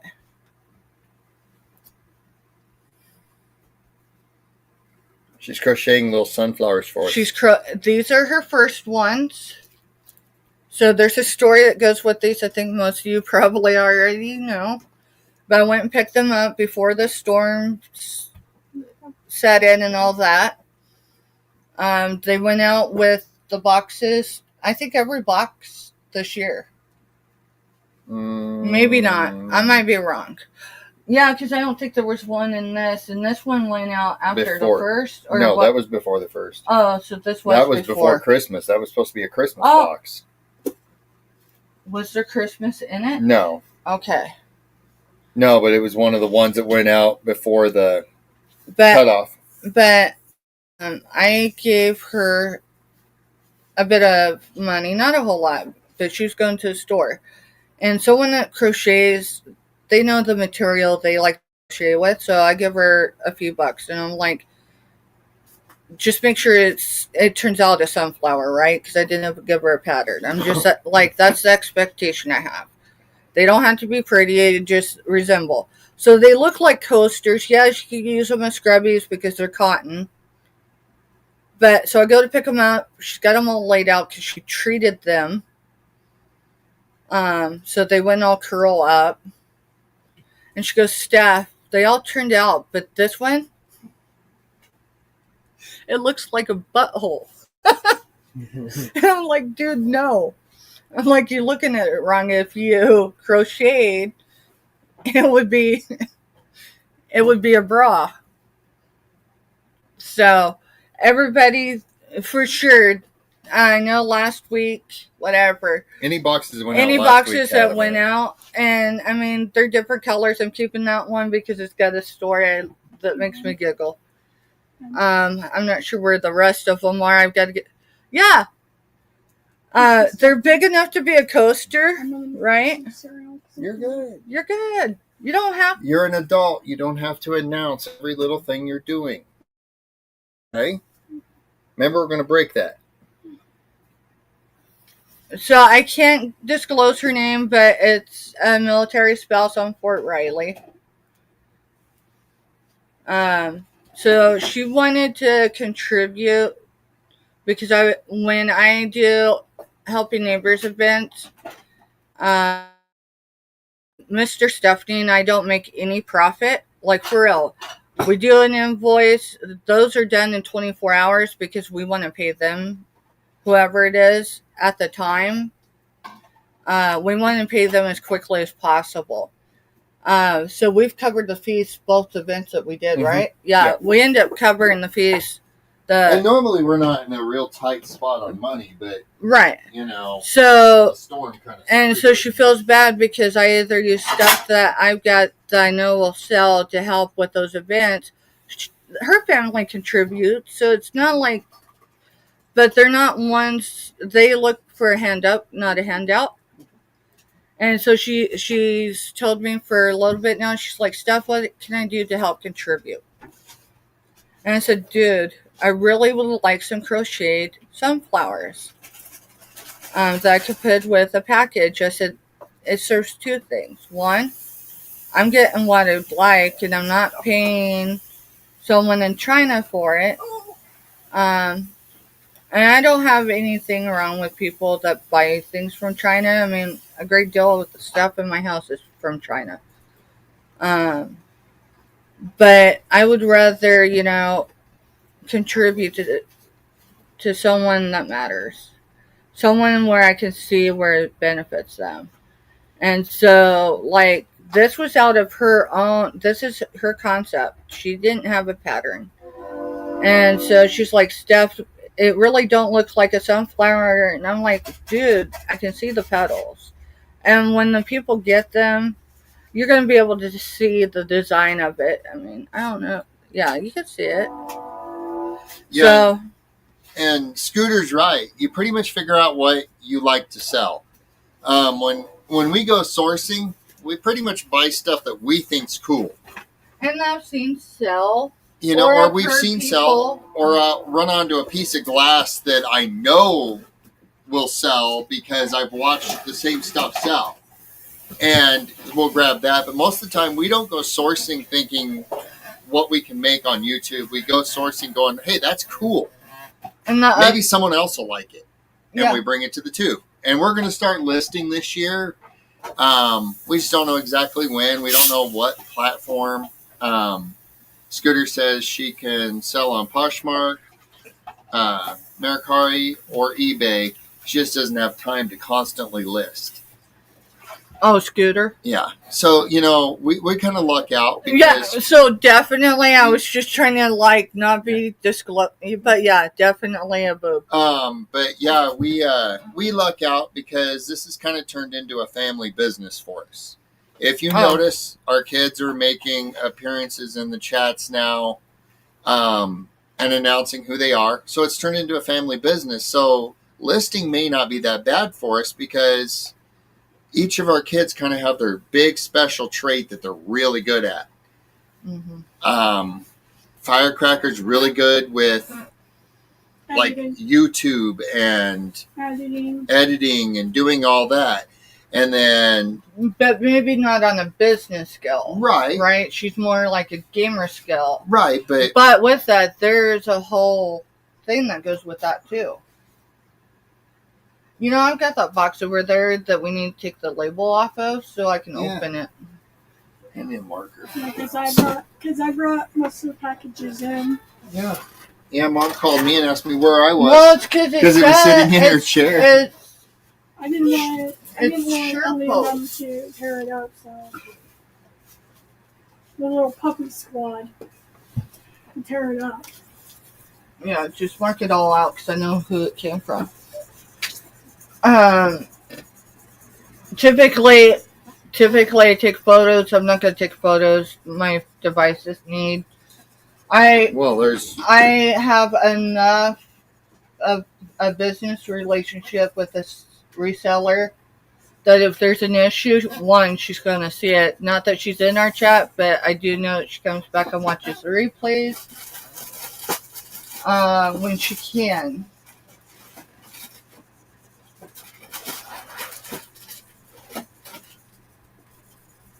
And I haven't been really calling out who's who.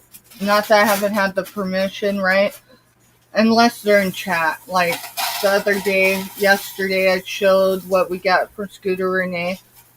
And now that I know that the most fragile of items are going to arrive here, not because of how she packs. Well, I mean, part of it's that.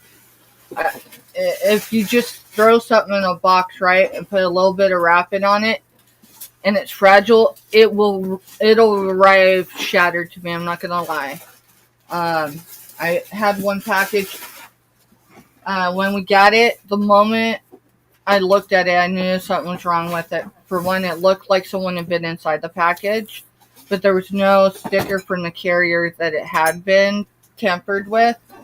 All the tape on it was, of course, not this one, but all the tape on it had been loosened, which means it got crushed.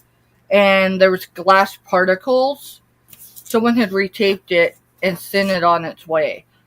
Half of the label was missing off of it. Did you ever hear the Firecracker song? No. What's the Firecracker song? Josh Turner Firecracker song. I might have, because I've listened to some Josh Turner. Y'all, no judgment. I usually keep things upwards, but we're gonna roll this, and I don't know where I just broke that pin. Only problem with that is I've broken enough pins like that. I know that. Do not toss that. I don't need to be trying to clean ink up off the floor. Well, I was just going to try to toss it in the trash over there. Yeah, and then it would have missed. Okay, maybe you're right. Maybe you're right. And then I'd have been cleaning up ink later. Maybe you're right. I hate living in rentals. So, I will tell you, the box is deceiving. So, if this reseller comes back and sees this, was this in a description of, look at it. Look what it says. What does it say? It says Mark and Mike 26. Mark and Mike the 26. So is that like some code for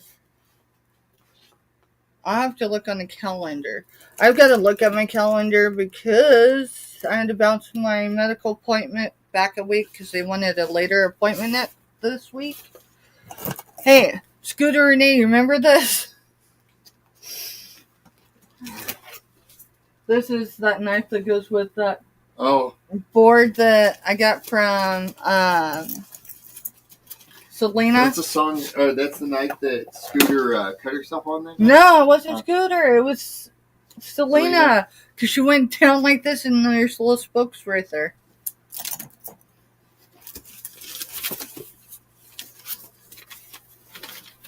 Well, this is going to tell you who it's from. Well, that won't. But this will. Alright, I can see. The only two things I moved was these. I won't come off. So that's going to tell you who this came from.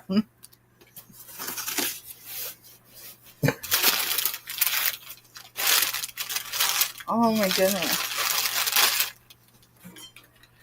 Yes, I get excited about the things, even if they're things that are going to be used to resell. Like, well, camera don't show them right. Like this. I don't wow. know. Oh my goodness. So, where's that other one? I did not sell the candy skull one, did I? It's just like this. All right. So, this is my second one of Crazy Alice. So, 4x52. So, oh my goodness. That is so cool. Look at the graphics. I'm not supposed to fall in love with your inventory, but... I'm not falling in love with my inventory.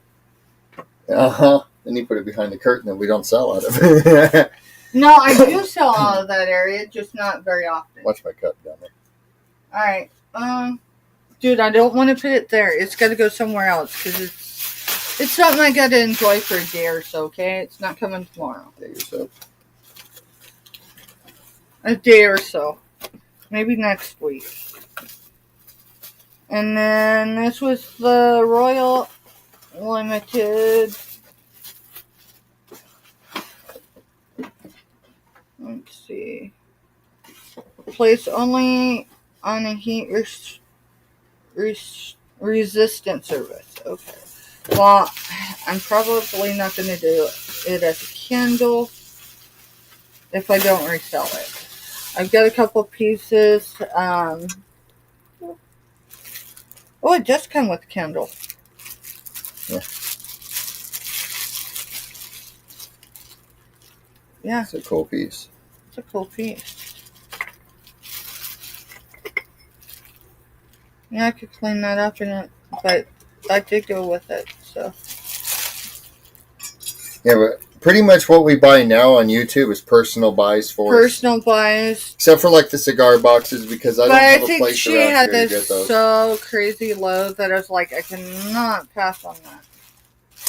So that was probably, I'll hold on to it for a hot minute. It may go in my background, which is crazy, but now I just got to get organized, and then a lot of this won't be as congested as it is.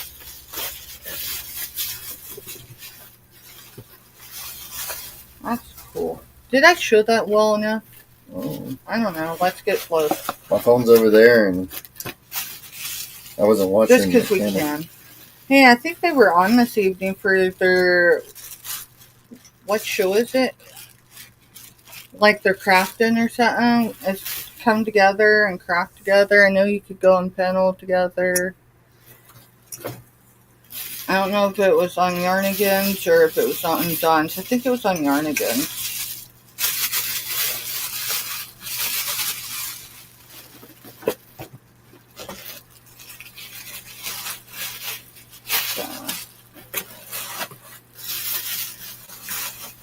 And I am totally aware that the way, and I don't say it because I'm opening this one, but I know that there's times where, like, the way things are presented as far as how it's packed for me may not be the same way for someone else, and vice versa. You want to see? All I care is that the product makes it The product makes it safely, right? And that's what the difference between our packing is she tries to make it look pretty, and I'm not worried about it looking pretty. No, I just make want it look pretty. I do my best to make it look pretty, and I'll tell you why. Because I know more than not that we all face struggles, good, better, and different, alright? But good, in a way. I think those are all brooches. I'm not sure.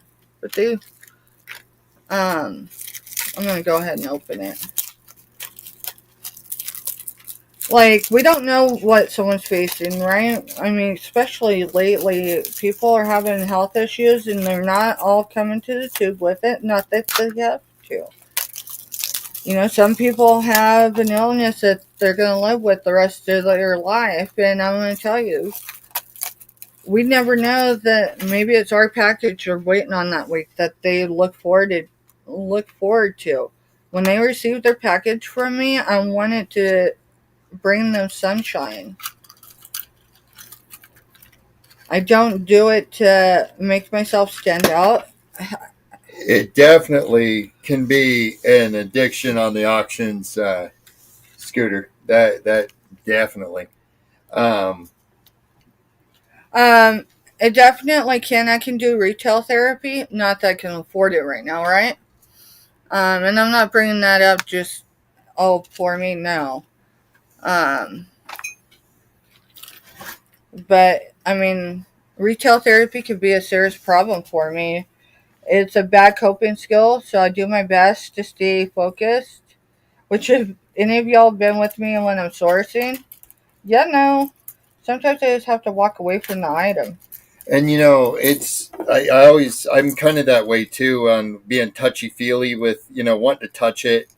The online auction thing, that's the one complaint I've got, is even on this end, showing. It's frustrating because it doesn't show what it really looks like. It's either going to look better or look worse, and it just doesn't show it. So as good as seeing it in person and hold it in your hand, hold it up to the light, different angles and stuff. So, and sometimes like the light bleeds it out or whatever. But the one thing I do know, and anyone catching the replay, is if you got a question, I mean, if it's sold, then it's sold, right?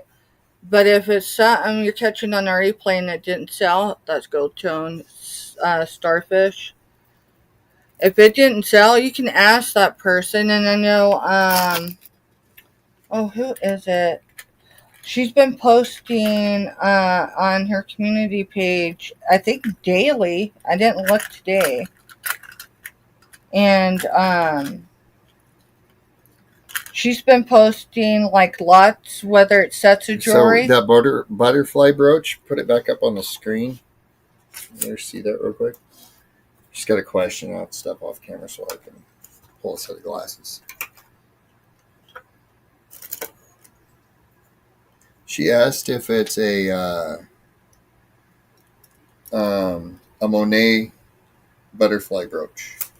I can't read that, but I wouldn't be surprised with who I got it from.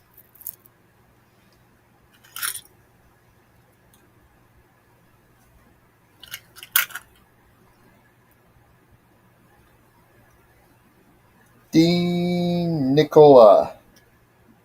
D. Nicola. D. Nicola. D. Nicola. Nicola. So that would be a hard no.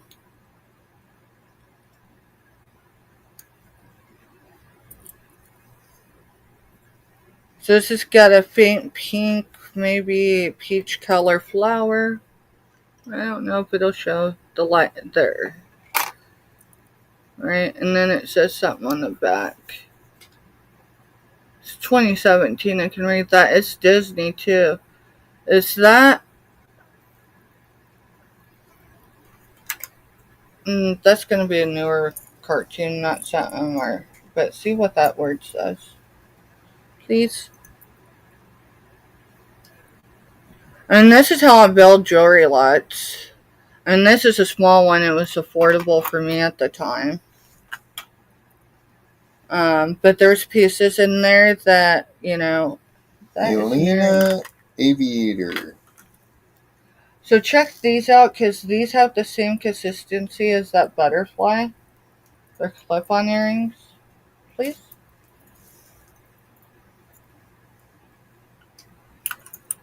And what was it? It's a newer Disney movie. A newer Disney movie. So it's a locket. Oh, I do have an angel. Looking for... I don't see any markings on it. But here, let me grab... Where did I stick that? I'm sure I stuck it back, but I saved that and... I don't see any marking on them at all. There it is.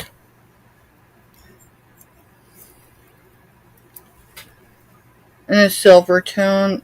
Yeah, it's got all its little gems in there.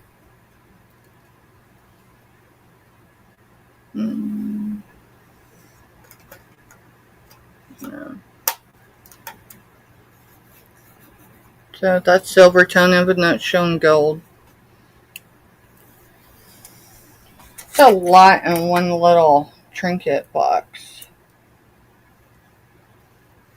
But then we haven't got him. He's actually cool. He's actually probably going to go up there on the wall. Yeah, up there on the wall. Because I think he'll be able to be seen. How did she get everything in here? I'm just going to set everything back and I'm going to show you how talented she is. Because... Yeah, remember, you got the whole dome of the lid, too. Yeah, true. And there's earrings. Hey, now those earrings have a mark on them. Don't know if they're anything special, but I did see a mark. Always worth looking. Never know. Never know when you uncover a hidden gem.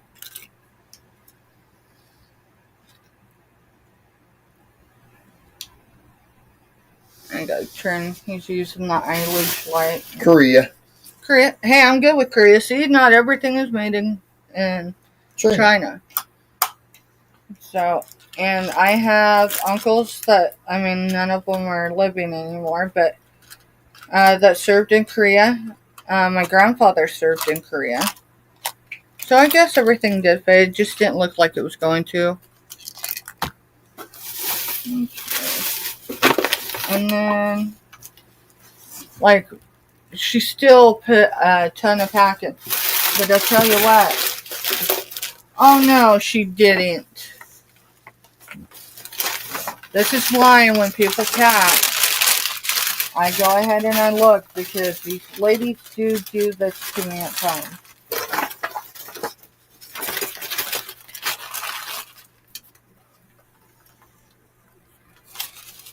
Well, there's another sticker. It's crochet is my superpower. It is, for sure. It is her superpower.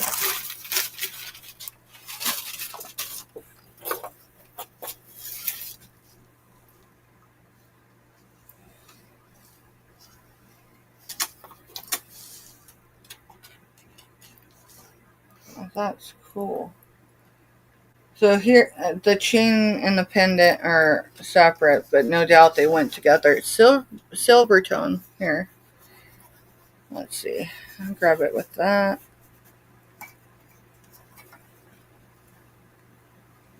Silver tone cross. Good night, Scooter. Good night, Scooter. Thanks for coming in, hon. Yeah, Robin says Korea is vintage. That's what I thought, and I actually... Oh my goodness.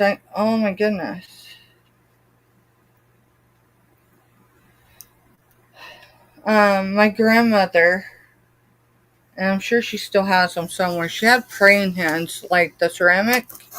Maybe they weren't ceramic, maybe they were stone, I don't know. But the same direction type. And let's see. I can't. Yeah, there I got it. So this is gold tone.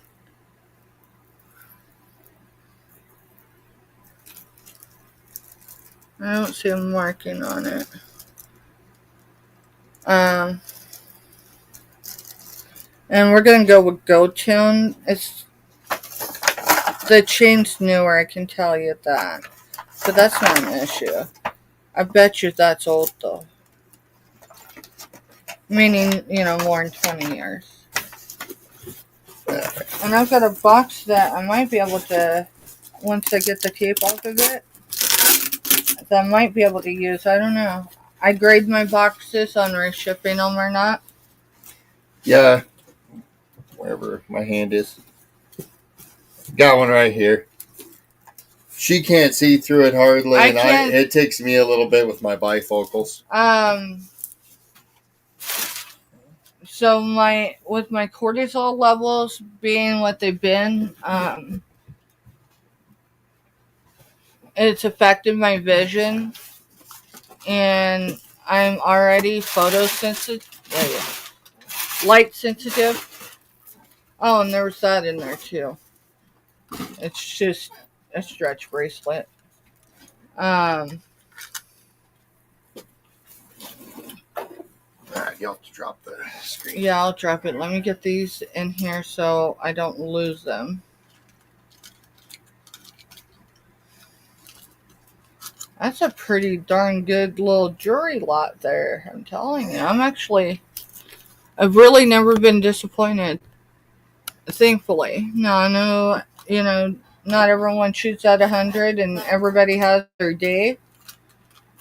In fact, I've gotten a sleigh where, no, I don't see it.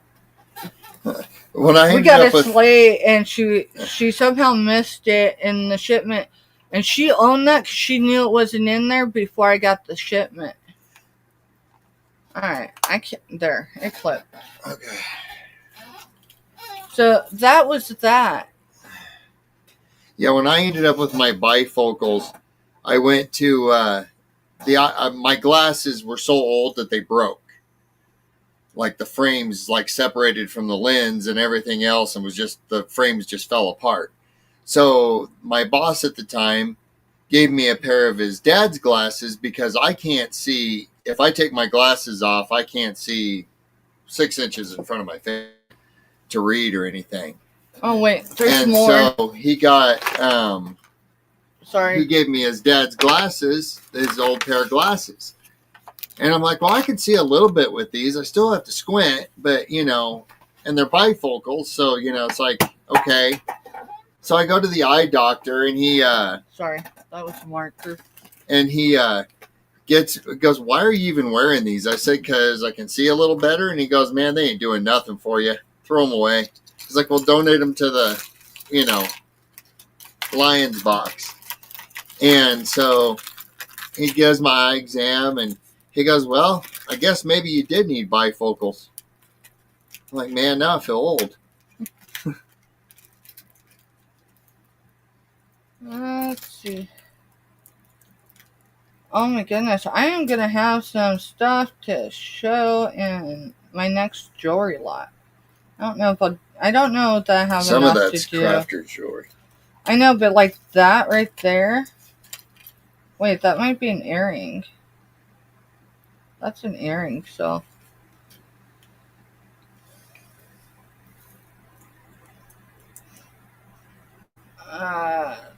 Yeah, I mean, when you don't have insurance and stuff, you just kind of deal. And I've got to get into the eye doctor again because it's been like 4 or 5 years.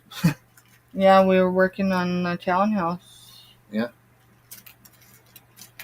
So I'll tell you what these are. Wait. Do you put those in your ears or do you put those over your ears?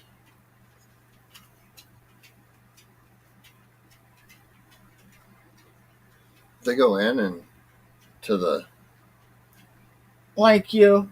Yeah, they go. Dude, that would totally feel like I was 13 again in my friend's bedroom, and the others trying to keep grandma out so we could pierce her ears.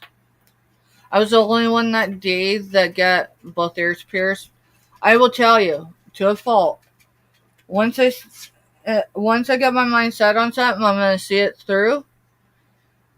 So one chose to use clothespins to numb her ears to pierce her ears. And yes, you can imagine what we used. Oh, the safety pins.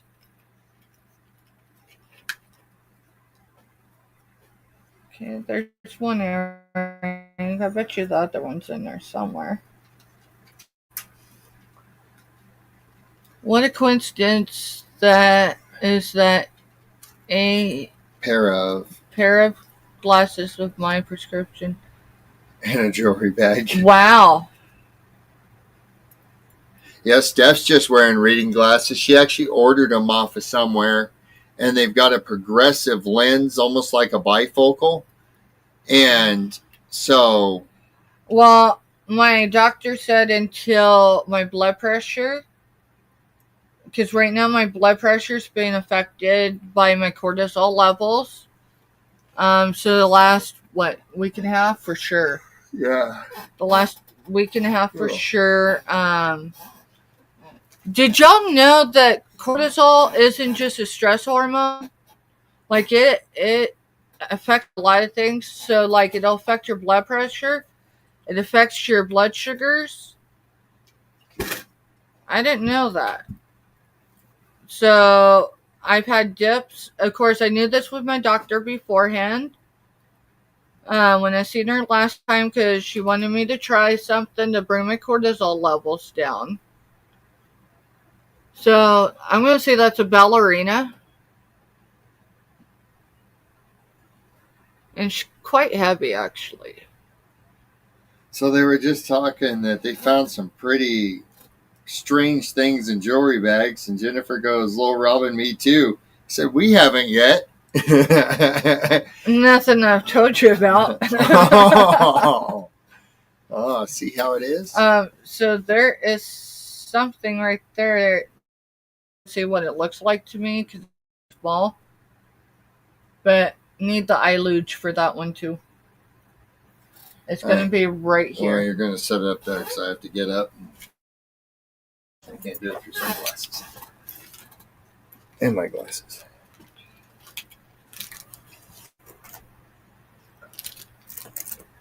And then you can try this one. This one just...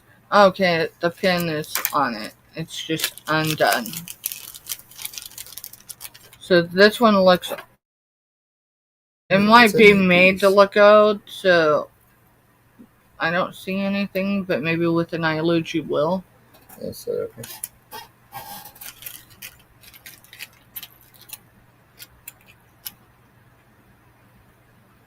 I definitely have some stuff for my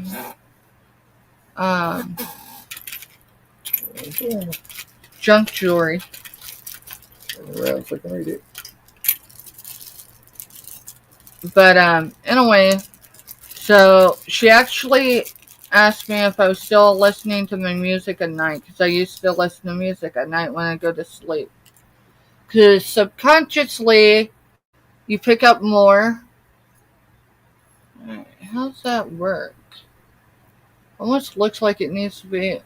So this is the back, right? No. There's something there, but you can't figure out. Alright, so that's a 2-layer. 2-layer K. Gold tone.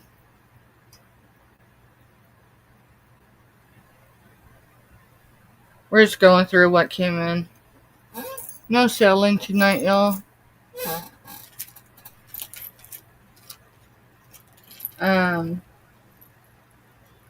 But there's some wearable. There's a couple pieces. Well, at least one piece that can go in my junk jewelry because I'm actually quite creative, not just... See, this is the fun part because you can sit here and you can start looking at stuff and seeing, you know, well, did I just find the treasure? You know? Did I score or did I not? Or is it just a cool piece, which is why I bought it? You know? Usually it's a piece, but like this one I can tell that's probably not the chain it came on. But that don't matter. It's on a chain. I would have probably put it on a silver tone chain, but that's me. I'm not a yellowish person, a yellowish tone person. Now I still like gold, but I like white gold. I have a friend of mine that lives in the box. You have to be military or be familiar with military to understand that. And she asked me, mind you, over in the sandbox, asked me what my taste was in certain jewelry, and I was like, why are you asking, right?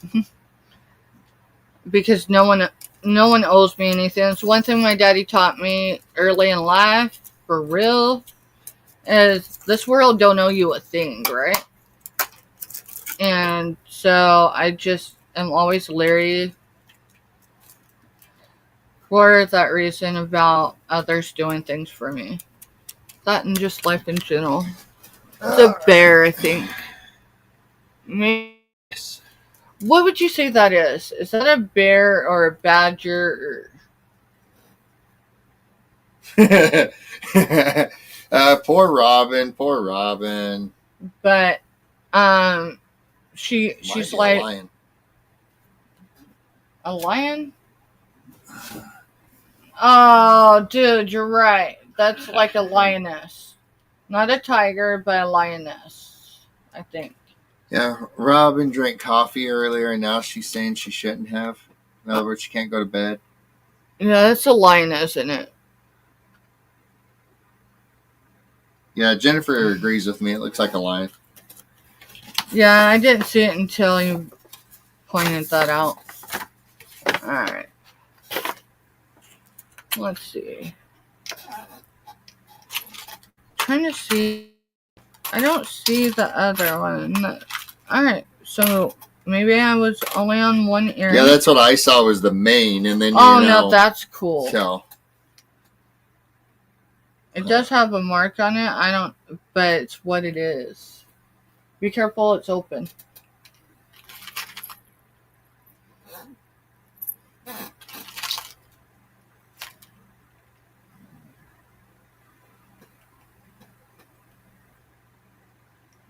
This is a poetic spirit by Bead Treasures.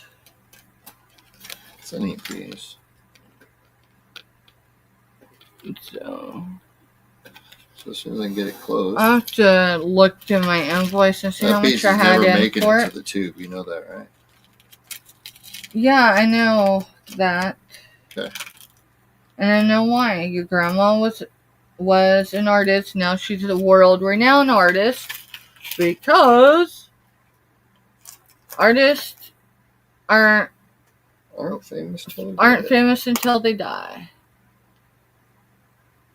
So I'll show y'all what Mr.Stephanie says isn't coming to the tube, but the moment I seen it in that container, I knew it wouldn't be. There you go.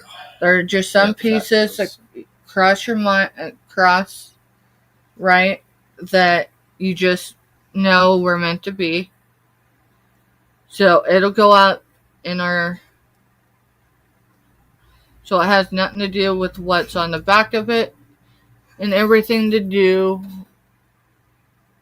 with the fact that it's a painter's toe, and it's actually really cool. So, I'm going to put it with my other brooch. Go put it with your other brooch. Yeah. I'm not much into brooches, but when I see one that just really hits me. Now, there's another one of those crosses that was in the other. Maybe it's a different color, but it is silver tone too. Careful. I think I might see some. No, that's Catholic. So I think this was. I don't know what this was, but it's going in my junk jewelry.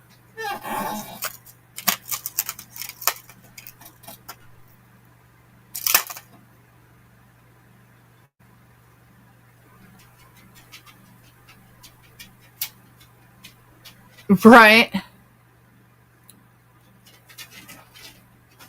I think it was a feather. So, let's see. No, there's one. So that's going in. But see, Mr.Stephanie pays attention. Hi, Aisha. Welcome in. We're just chit-chatting. I'm going through a package that came in the mail. We're chit-chatting. We've talked about addiction, active addiction, how we got to addiction, how we've overcome addiction. The loss due to addiction.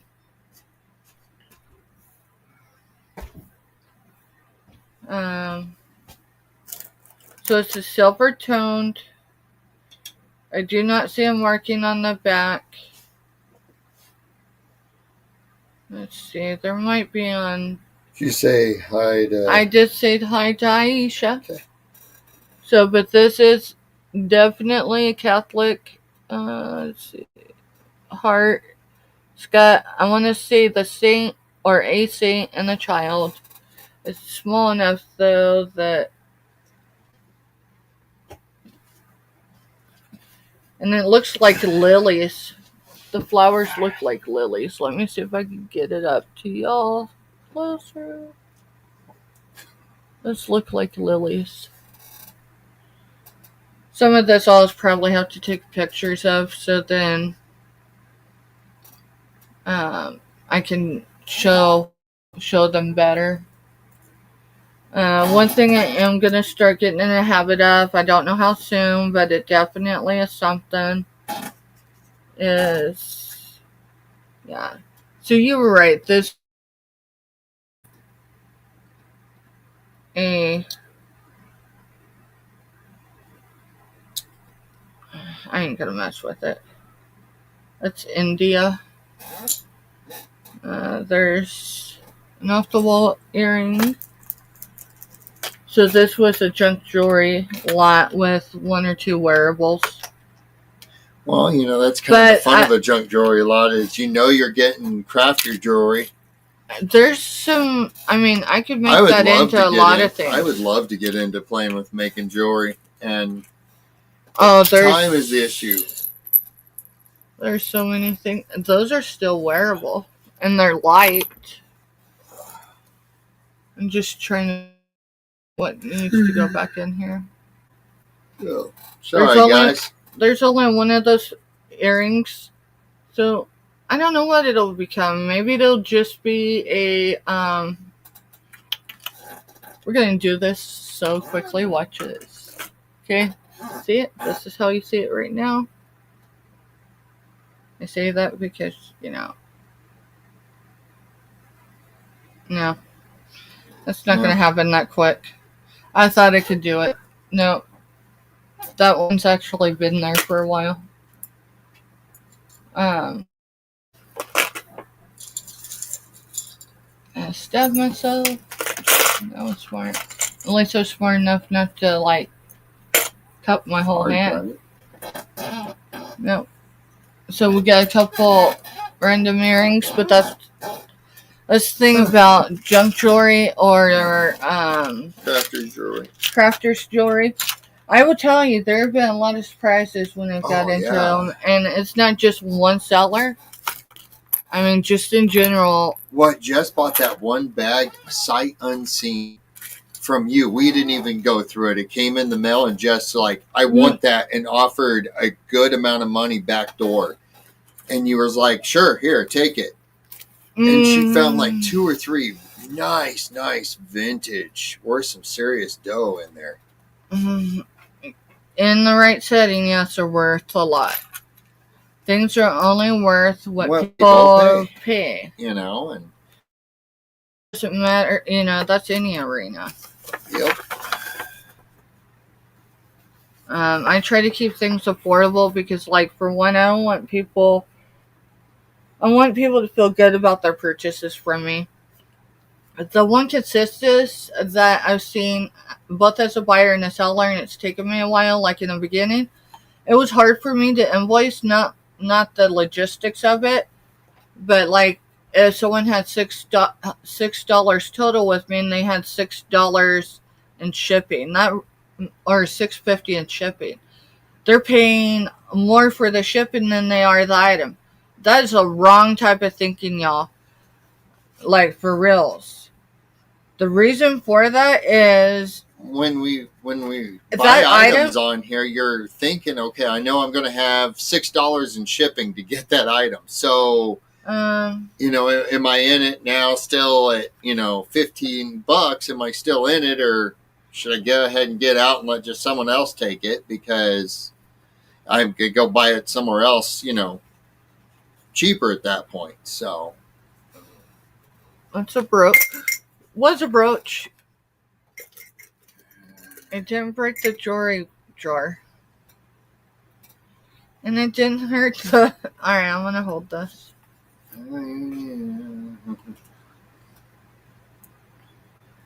Dude, I don't know how it landed in there. That's a gorgeous piece. Right? But at least for me, when... Even if it's with someone new that I'm purchasing from, if I'm coming in and bidding on something, I'm already calculating roundabout what I'm going to pay for shipping as long as that person doesn't put it in a freaking refrigerator box, right? Because it's not just the weight, it's the size of the package. Yes, and I said it just like that. At least we're on late night show. I mean, we are somewhere. It's almost 9 o'clock in Cali. Alright, so there was that. And then there's this. I don't remember if there's supposed to be one or if there's two. I will see things randomly and I'll be like, I can repurpose that into something. No, that is the part to the earrings that are in... There was another package. In there. Yeah. That's the other part to those earrings. You got it. She gave you the earrings because the two pendants are separated. One's still on the set of earrings and a bunch of the beads are missing. I remember the auction when you bought this. Oh, that's right. Oh, that's right. All right.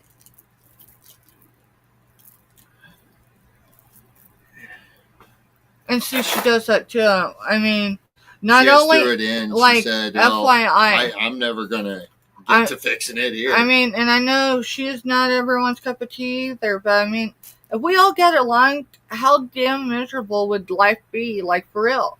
Really, I mean, if there wasn't all the... Like, if we weren't all unique, not saying you don't have to work and maintain your relationships, right? But it shouldn't always come easy. Like, as everybody levels up, wherever they're at on their journeys, whether it's reselling or just being a community member, or if it's supporting, you know, their channels, whatever it is, I think we should be all lifting each other up, and maybe not all at the same time, right? But so there's going to be growing pains. We have to decide who's worth those growing pains. And I'm not throwing nothing out there. I'm looking at this because this is gorgeous, y'all. And I would definitely say with the hook that's on there, that is definitely probably... I have no way testing right now. I live so close to Fort Riley that may be marked, that I cannot get a testing kit sent to me. So we're working on it, but so I have to have it. I have to like purchase it, have it sent somewhere else, and I think what I'll do is I'll purchase one and I'll have it mailed to my grandmother's. My grandma's 86 years old. She's a feisty lady. She turns 87 in March. So, she's determined she's going to make it to 100. She might. She had a couple cousins that did. Yeah, I can't show this. It's going up the shirt. It's a V. Give me the bust. Oh, wait. The bust is over here. Right? My mom will have been gone 5 years this year, and my dad will have been gone for 12 years this year. That My seems mom, like a lifetime ago. especially with my dad. Yeah. I have no doubt there have been many times I've needed to have the relationship of a parent, someone that loves you unconditionally. That's one thing I miss, because I faced things as a mom, not complaining, just stating. I don't know how that one's not sitting quite right. I'll look at it more later. They're all there though.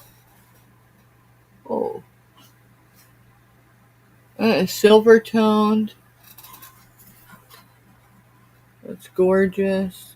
It's gorgeous. Yes, it's really that blingy on my side too. So this is definitely one I think I had to do a little more research on before I might go with my tennis bracelet that's never come back to me after someone taking it to test it.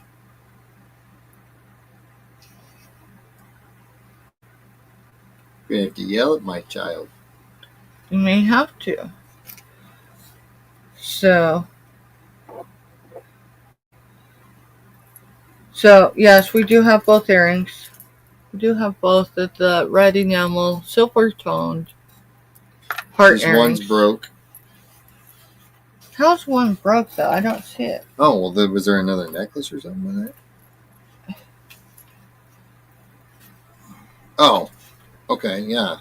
I guess it was stuck in something else. I thought it was stuck. Yeah, it was stuck in something. So she must have. So it was stuck with these. Yeah, that's what I was getting, because when I lifted it up, one was on there, and it was sitting perfect at the bottom. It, like, literally was sitting perfect at the Hey, those bottom. are pretty freaking beads. Those are painted. Yeah, they're painted, or they're stained. Those are mother of pearl. Right there. See it? Yep. So at least part of the beads are mother of pearl.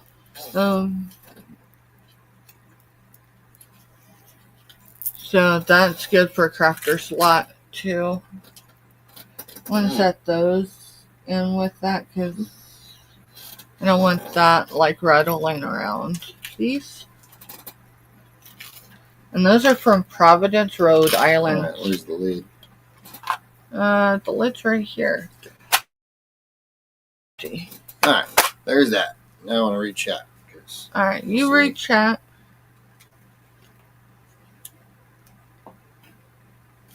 Pin closure needs repaired. That would be for that like bear thing. You know, I understand that one. My upbringing was interesting. My mom was the disciplinarian. My dad would not, because as a child he was severely physically abused. And Lance just leave it like that. It went further than that, but. And so he never wanted to repeat that and be the disciplinarian. So my mom always the disciplinarian. You know, and I guess, you know, I understand the not having kids because you didn't want to repeat it. I know some people that should have made that decision. Instead, you know, had an oops baby or whatever. And in an instance, I was raised with one of those oops babies, not my siblings. It's someone outside my family. That person was, they were subhuman, right? They've been gone since the 90s because they called their, I gotta find some words for this. Oh, you can set it over there. I gotta stand up for a minute. Their incubator for 9 months on Mother's Day, and she told him what she really felt about him. She held him responsible for her life being what it was, which she always had a great life. And I don't mean it like that, like, oh, what I mean is, like, she had the foundations and stuff, but she was raised that you took care of your responsibility. And so, yeah. And that was Shane. Mm-hmm.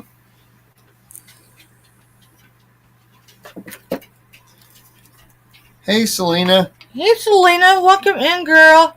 Hey, girlfriend, you do not have to announce that, right? But I'm sure you went in and looked. It's what we could do right now. Y'all, I'm going to say this. It's not to toot my own horn. Okay. Selena, she sells with Scooter Renee. That's actually where I first ever seen her selling. Selena, do you sell in a camper at times? Like an RV or something? And no judgment. I don't mean it that way. No, if I had one that was sitting out in my yard, that's where all this would be set up at. I think they boot us out. Love you too, girl. So, y'all, I'm going to ask you. Okay.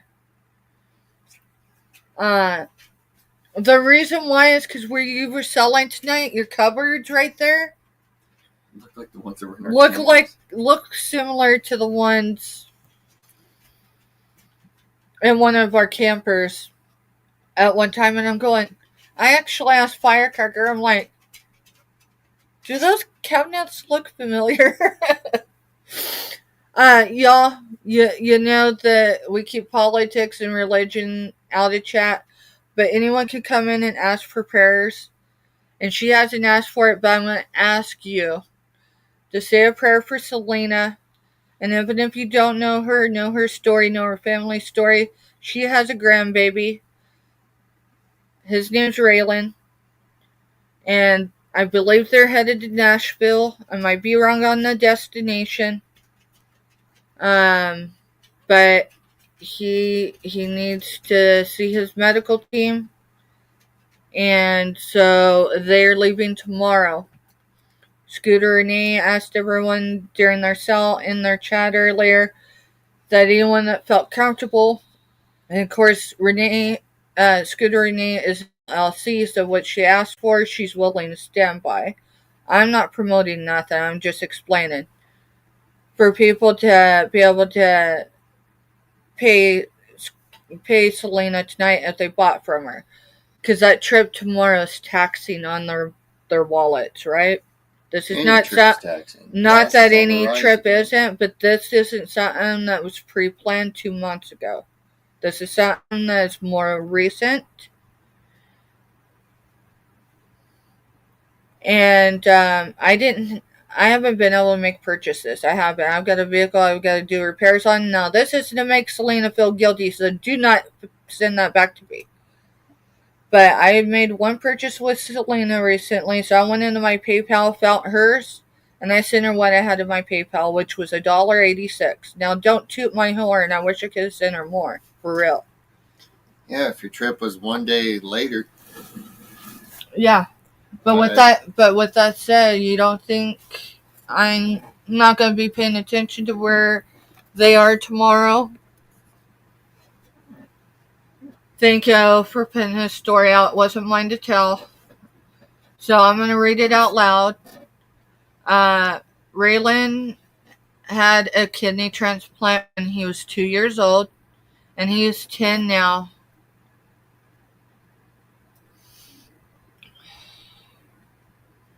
And they think, and she's saying that would be his medical team, thinks that he is now rejecting,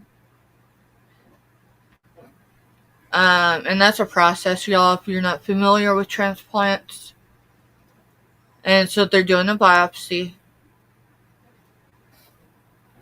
I thought, geez, I only have that amount, but then it gave me the option to put a comment, so I went ahead and let you know. like, $1.86 don't do a whole lot, but I don't even think it'll buy a French fry. But Little a amounts little do bit add of up. a little bit of change here and a little bit of change there. Yeah, there's hope to save in it. Girl, no, I'm praying hard, and I know I'm not the only one praying hard for that little boy and for you and your family to be wrapped.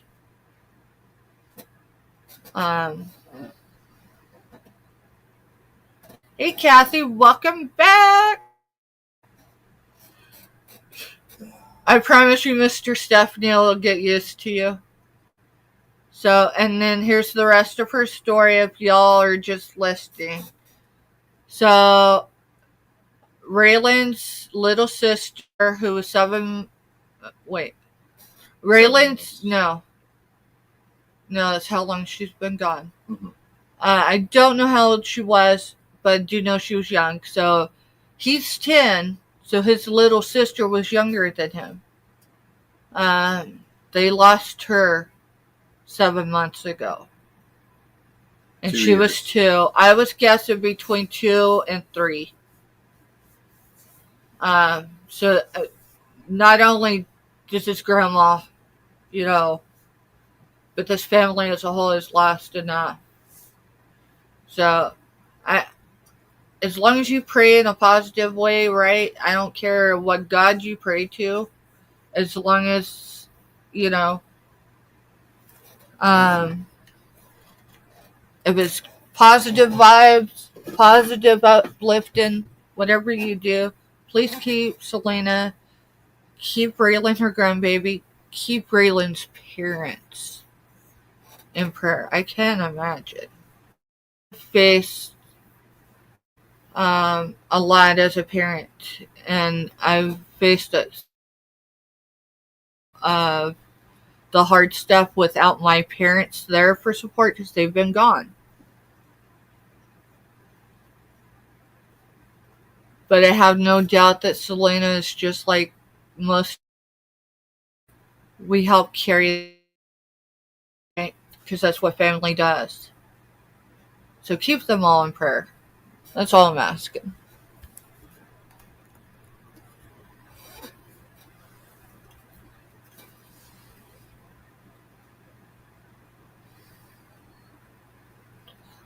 I don't, but I can promise you.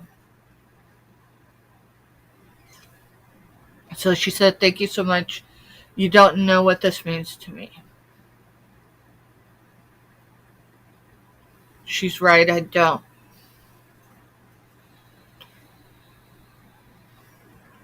But I know what it means to have someone, right?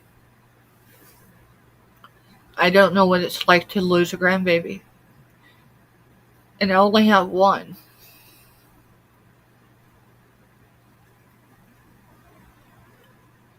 I can't imagine. I can't imagine what it is to have to hold my child as they lose their child. And I pray I never have to. I pray that's one similarity, one group, one thing that Selena and I never have to experience, But I have no doubt, no matter what I have to face in life, and no matter whether or not her and I ever meet in person, I got an idea at some point in life we'll cross paths, even if it's just for coffee and tea and something loaded with sugar. That will be meant for that.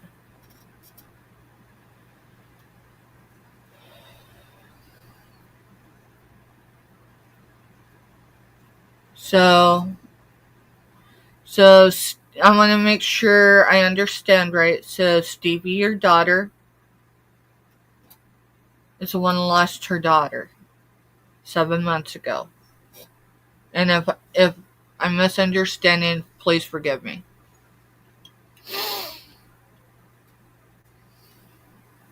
Okay. So Stevie, which is Selena's daughter,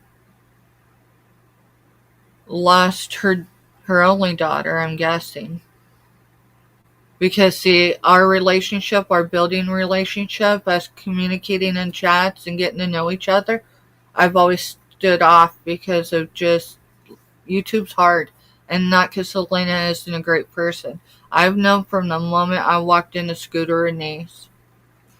And they were on together. They were cutting up and laughing, having so much fun. No, before that.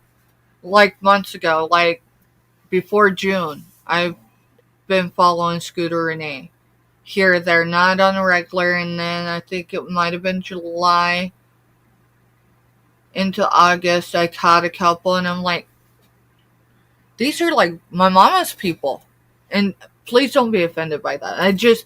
My mama grew up in the South, and what I mean by that is they're between Texas and Arkansas. There's a city that has the same name on both sides. That's where my mama's people prominently are. And so I felt at home, but I didn't necessarily feel comfortable to jump and chat immediately. So that's the other thing. I'm going to go up just a little bit. So I'm going to finish what Selena had put about Stevie. So Stevie lost her baby girl, 2 years old, 7 months ago. And found out she was pregnant. She is still pregnant, right? Like she's right there at the end of her pregnancy with this new baby. Did I not plug it in? I can't imagine that. I can't imagine that, how terrifying that must feel. I know what it's like to have pregnancy loss, but I don't know what it's like to hold my baby for the last time. And I pray to God, seriously, that I never have to, because I don't know. I don't know.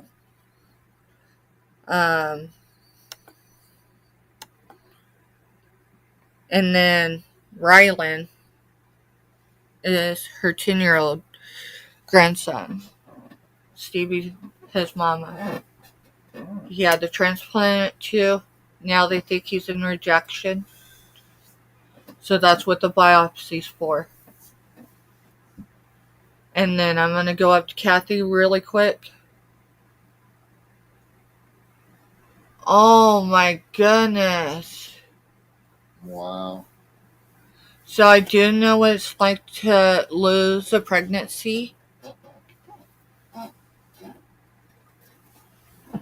I know what it's like to lose I know what it's like to lose multiple pregnancies. I know what it's like to hold my best friend's baby. Knowing that as we're holding him, that just the movement is enough, right? Because they're so fragile. And it wasn't because we held them because we wanted to. Like, the result was going to happen. The understanding was it just might really happen while you're holding them. And that was Austin. Mm-hmm. That was right before... It was right before we lost ours. Mm-hmm. Labored out the whole night. By the time confusion at the hospital got sorted out, it was too late as far as my doctor being able to get me to an OR. He had to do what he had to do to save my life in the ER. So yeah, Mr.Stephanie, the first time. We haven't been married that long. Mm-hmm. No, actually, we were due 9 months to the day after our wedding anniversary. And then Kathy is a bub, so I'm going to go up there. Goodness. And see, that's a prime example. I knew it was coming close, Kathy. I knew. We were talking about it the other day, actually. Yeah, I mentioned to Mr.Stephanie, I said, I think we're getting close. And he said, what? And I said, with the anniversary of Kathy's grandbaby. And he goes, yeah, it was January. Holy cow, Selena. Heartache after heartache. And see, y'all, that's the reason why, seriously, the packaging, I mean, that was a rough package as far as how it got back to me. But it taught me how I can incorporate my packages a little more because, seriously, I wouldn't have known certain things about Selena until she was ready to tell me. Not necessarily in this chat, right? Because I don't, unless it's something I feel I need to ask because somehow it's been brought good, up. Selena. No, you're good. You're that's good, honey. That's what the back porch is about. No, that's what the back porch is about. Okay, I need to get something off my chest and maybe just get someone's, how I'm feeling. Is it really justified? Hey, we're here. No, not justified. Well, not justified. Is it valid? Valid, yeah, valid feeling. No. Like it's a natural feeling. Is it, And no, I promise you, Selena, Kathy, she's a great lady. I know her locally. I can't be more specific than that because I won't be.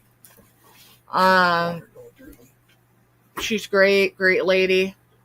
She's everything I need her to be. She's bought for me on YouTube. She didn't have to, right? But so I promise you, no one has to apologize, right? I just be very aware, A lot of you may, as a grandparent, regardless of your age, regardless of how old your grandbabies were. And that's the reason why the thought goes into the package. Now, do I hit it out of the ballpark every time? No. There's some times where it gets to you, it arrives to you, even with peanuts in it. Maybe with a little paper here or there, right, colored papering, but usually the presentation is meant. Like, I will close and open before I seal a package. A couple of y'all's that have went out over the last, say, 3 weeks, I opened and closed, not sealed, right? Several times, readjusted things because I wanted the presentation, because I knew, I didn't necessarily know, but I knew that it meant something to receive a package and it to say, hey, I took that extra little bit. Now, did it take as long as it should have? No, I'm picky. But I'll tell you what, holding it in doesn't help. And I can't relate to losing. And I say this as best I can. As a parent, like, I've never physically lost my relationships with any of my children. Have they been strained at times? Yes. So I've had to work on that. Like, they're growing up. You have to let go some more. They make a decision that you never, or that you can see you making, but it's their life, so it's their decisions. And that's not directed at one of my kids, just so you know. It could be any of them. And but then you're sitting back going, well, when I was at their age, I might have decided that. This evening, I learned that one of my kids is going to be a further drive than I would like them to be. But they have to follow their life. I've never had to walk the path that y'all have walked. I have pregnancy loss. I have labored for a baby I never held.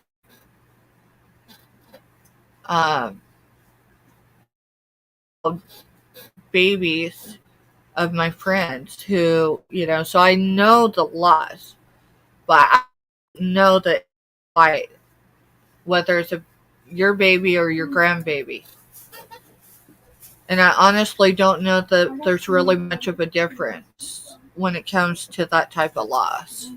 Other than the fact that you've got to be strong enough to be there for your child if you're able to be. So no, not everybody has those relationships either. Um, and that's the thing. Kathy is right, Selena.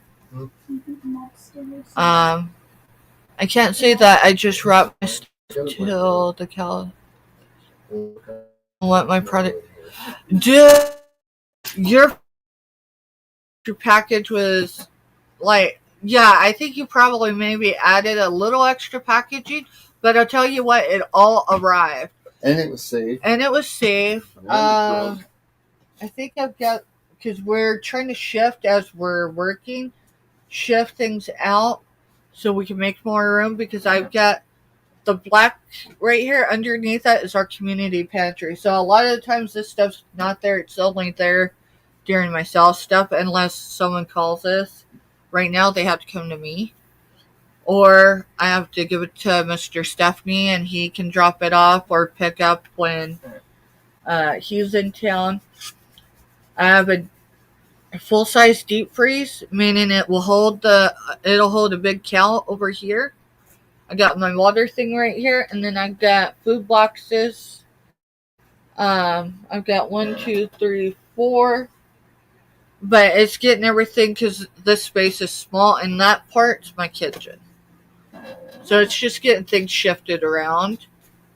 Because I have to do it in stages right now. Yeah, we're in a small mobile home. Now, if it was sunny and not packed with, well, the stuff hasn't still come off. No, it's... Dude, like, I opened the door. 3 feet, man. It's 3. I'll see if I can take a picture of it. I got like 3 feet hang of snow coming off my roof. Tonight, I know, because tomorrow it's going to go. But so we still have snow melts.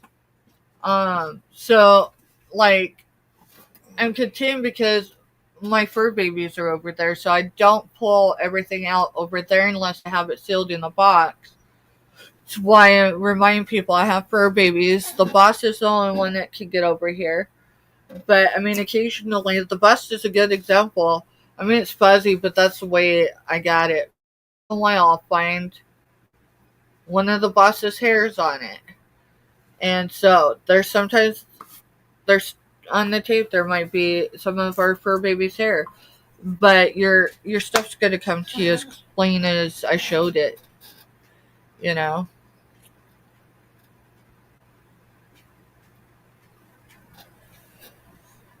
But definitely, yeah, y'all don't ever apologize. When we're in the back porch, we just have to get those warnings. So, like, if I see the numbers start coming up and someone does say something in chat, you know, I'll mention something about, you know, we're somewhere around child loss, grandchild loss, whatever, loss of a loved one. And that's just so them people who have us on, whether it's for watch hours or whatever, they're aware that they probably just need to turn it down if they're going to be triggered. So your oldest is 30. My goodness, they're still young. I mean, yeah. Her youngest is only 2 years older than our oldest. Yeah. Right? Yeah. Yeah. I mean, I had a baby in less than 2 years after you had your youngest son.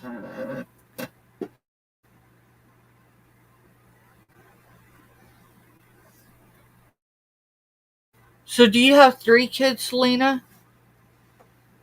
So it'd be 33, 30, and 27? Girl, you do not. Now, there are those days, right, where we all look somewhere around the age that's on our driver's licenses. But girl, let me go clean shave, and I dropped 10 years. Right.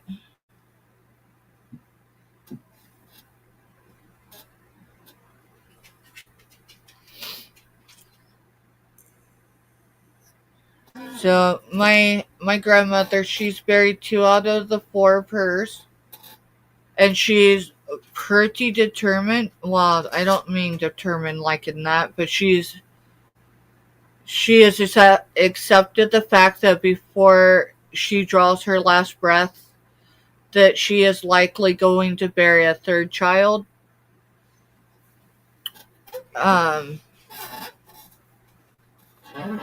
My great grandmother had 6 children and buried all her sons before she drew her last breath.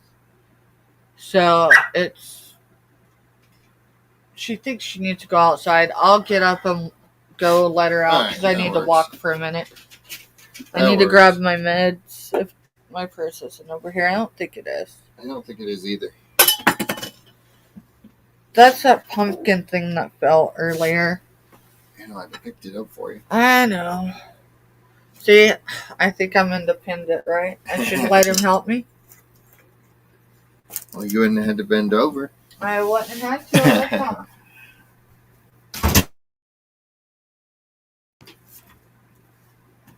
I don't want to hear it. No, I don't want to hear it. I give you the well every time you do it, and I just did the same thing.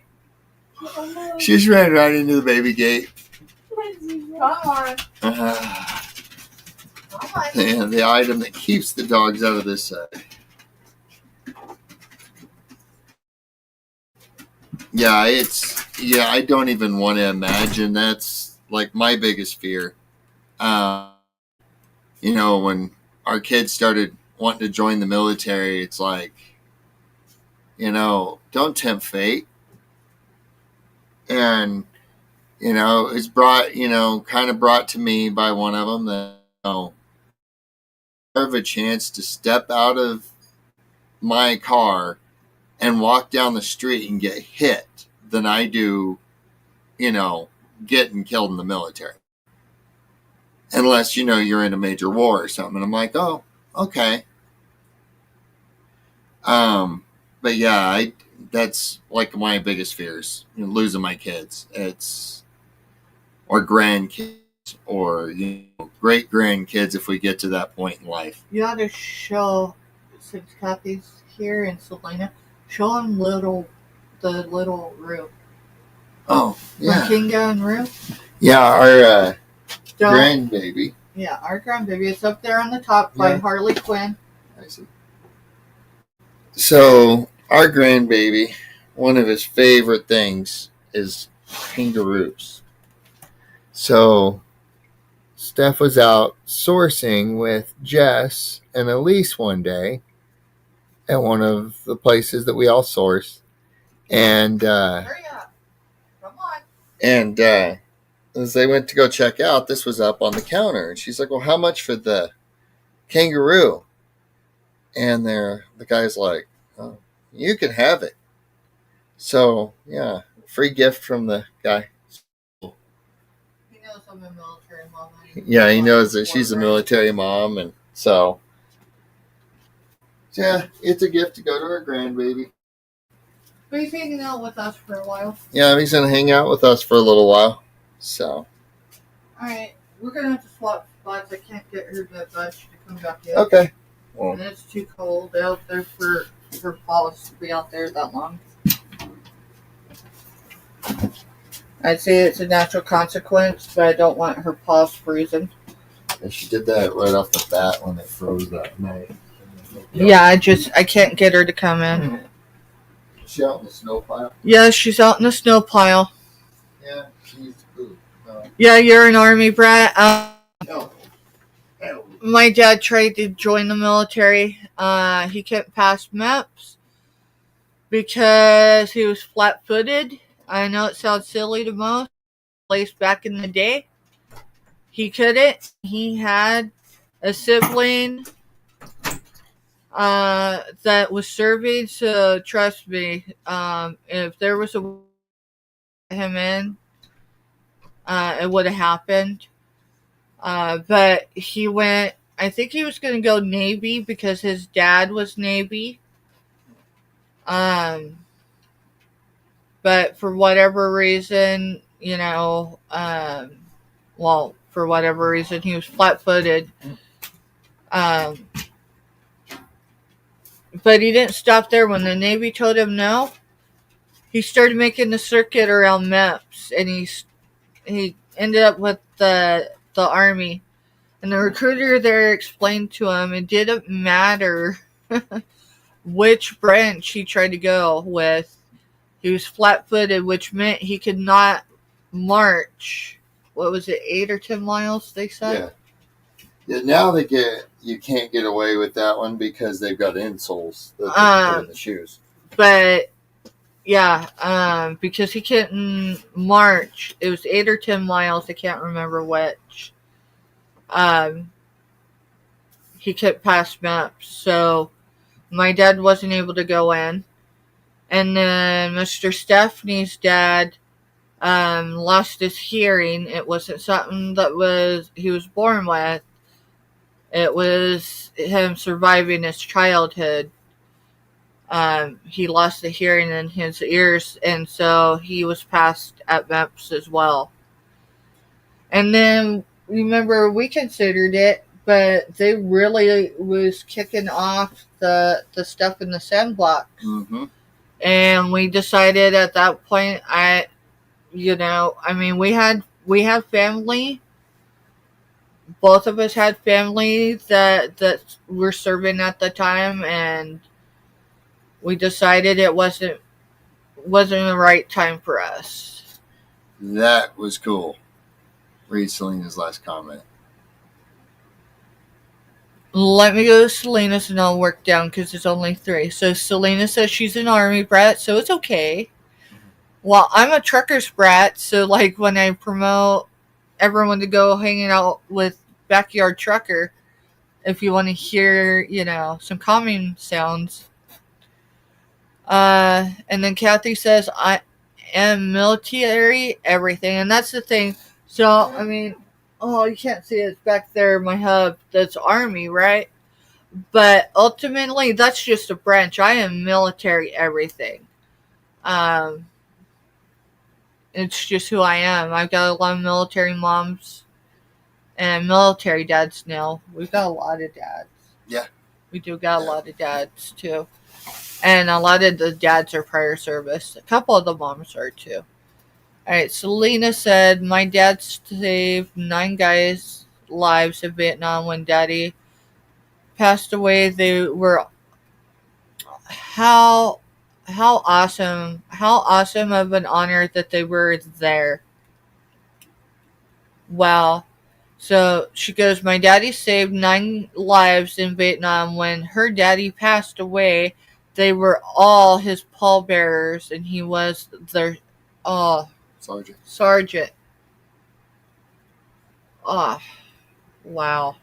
How incredible. How incredible of an honor. That's incredible.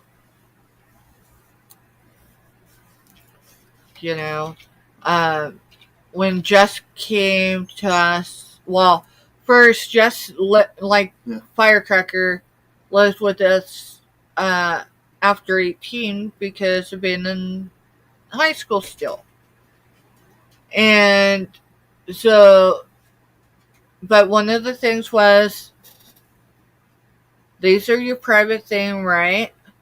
But if they become something that seems to be toxic, or like some behavior, we can call you out on it, and you gotta, spill the beans. And for 2 or 3 days, Jess was very possessive of her phone. And one day I just tried to grab it from her, and she pulled back. Like she was hiding something. Well, she was hiding something.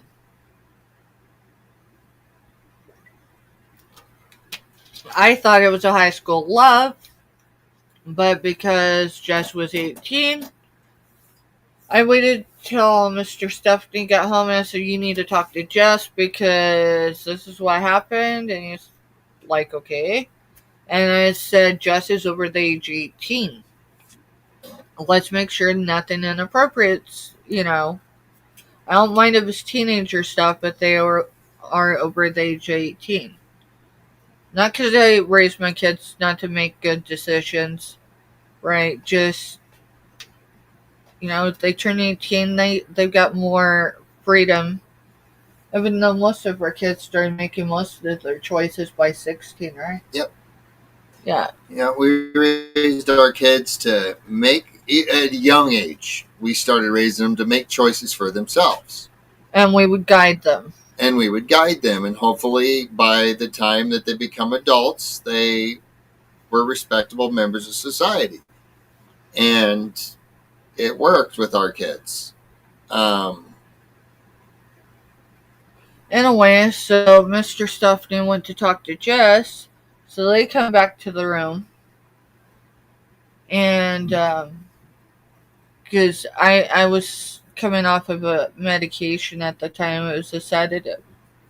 So it's this, because Jess was going into high school, and I was coming off of medication. They tried to put me on another one, but it didn't work. So, it still was very sedating for me to taper off of it. And I wanted to be a participant in my life and my kids' life. And so they came back to the room and said, "Well, Mom, we got to talk."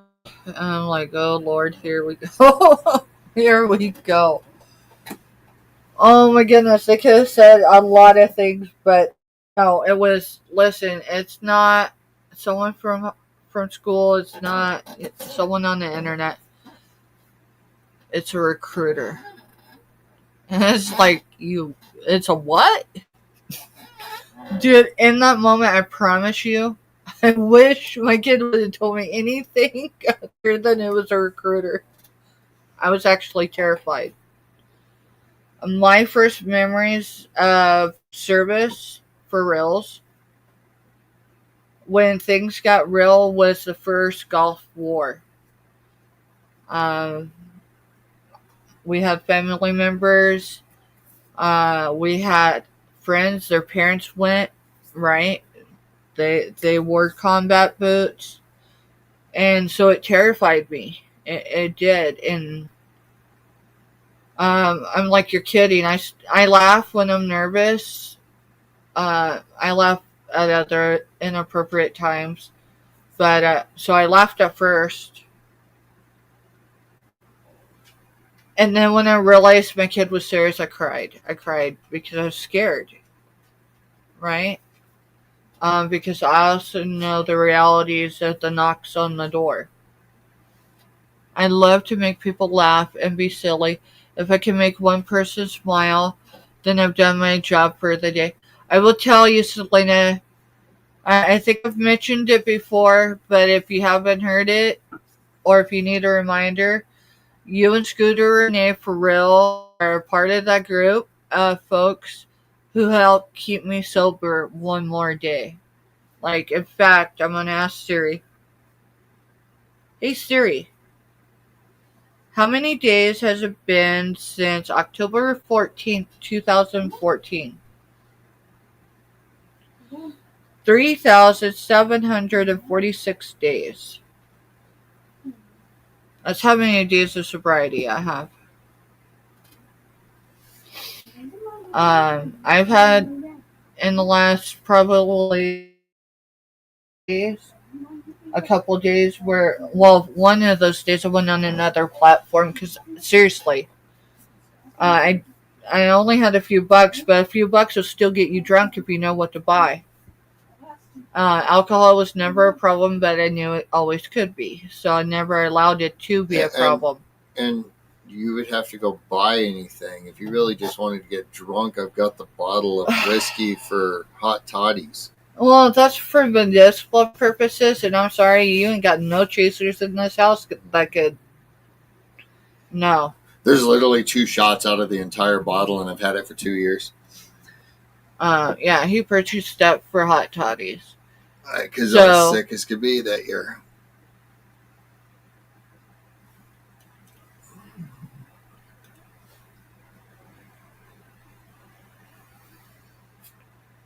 My drug of choice, because really anything can be a drug. It really can. For some people, it's extreme exercise. For others, it can be YouTube. And I'm not throwing stones to anyone. Others, it could be gambling. Anything could be that drug. Anything could fill whatever that is. I think addiction in general can be misunderstood. And trust me, I had families that I wasn't raised around them. I was raised from a distance from them that had severe drug addictions, had multiple convictions. I have people I grew up with that, right? I mean, but because I still pray for them, and that's all I have it. I'm sure I was a lost cause to someone at one time. My dad didn't live long enough to see my sobriety, but my mom did. Yeah, see, doing any sort of drugs, misuse of them, even if they're prescribed, um, and having bipolar disorder compounds everything. Yep. The drinking does it too. Take all that away. That and the energy drinks take all that and energy drinks away. Energy drinks, seriously. You don't have to have a mental illness. You don't have to be diagnosed with mental illness. Some people have an addiction to energy drinks, and I'm not going to put it's really across the board. I'm not talking the healthy ones. There are some healthy ones out there, y'all. You just have to look, and those are expensive. It is a sickness. It is. There was the biggest quote I ever heard is, addiction's not the problem. That came from a rabbi too. Right. It is the solution. Which sounds weird, but yes, it's a different word. The problem is what's causing you to want that addiction. What does the addiction fill? What does it, cover up? And you treat that, and the addiction disappears. So it's a mental health, and, it makes so much sense now, that I'm not strung out on pain pills. Right. I mean, why to stay addicted as long as I did? It wasn't for the high. I can promise you that. I didn't want to start having night terrors again, but eventually I actually did.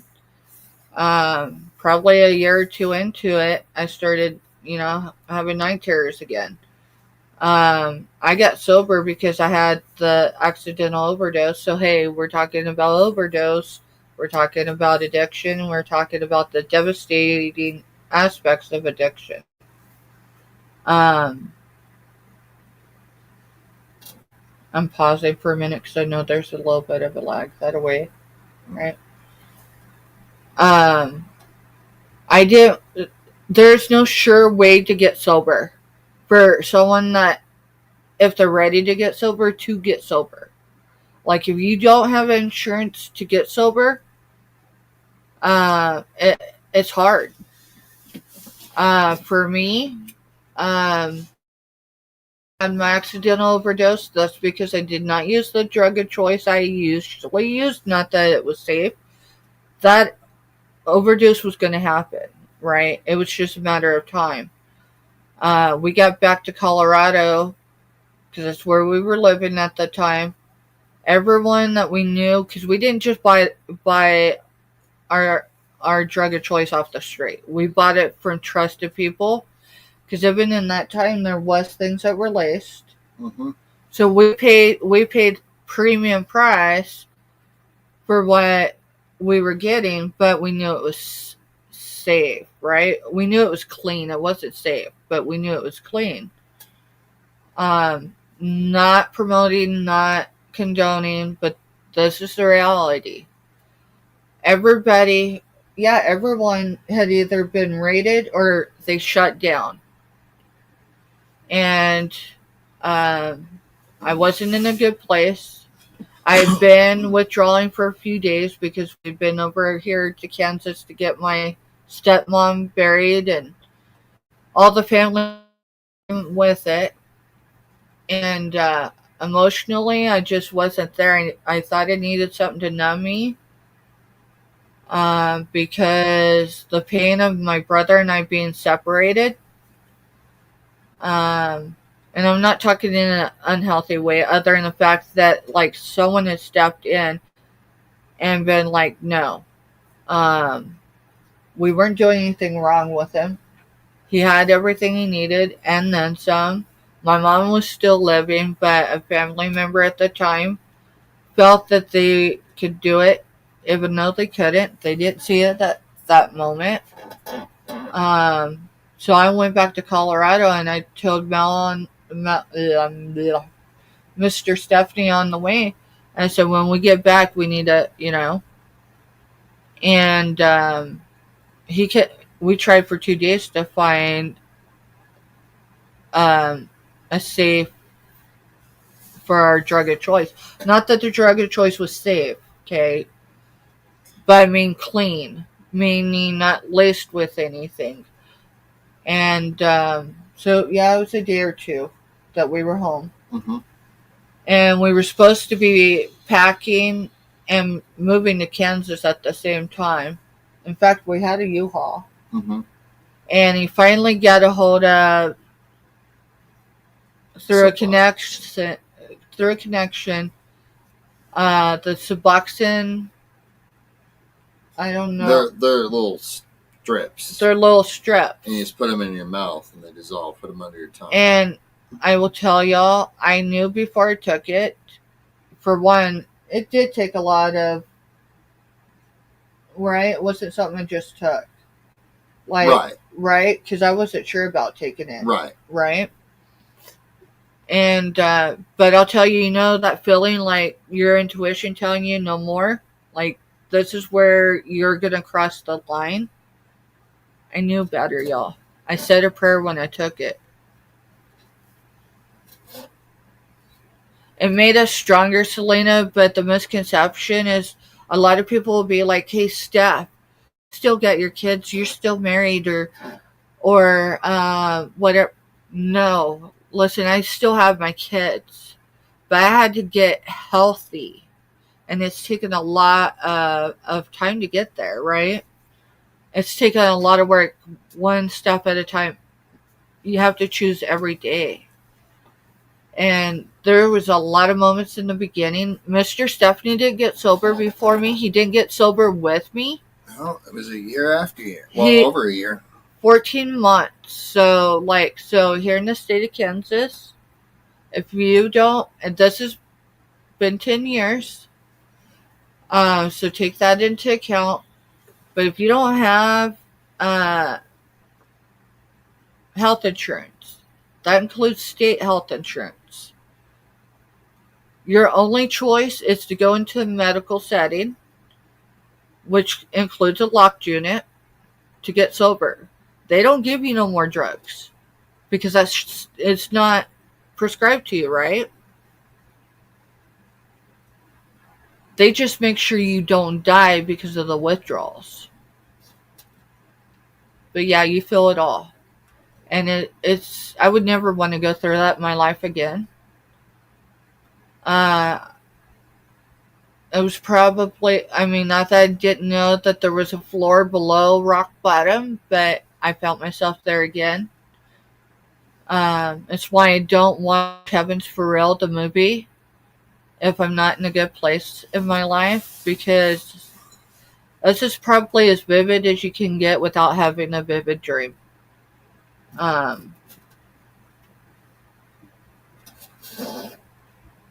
That locked unit can only hold you for so long.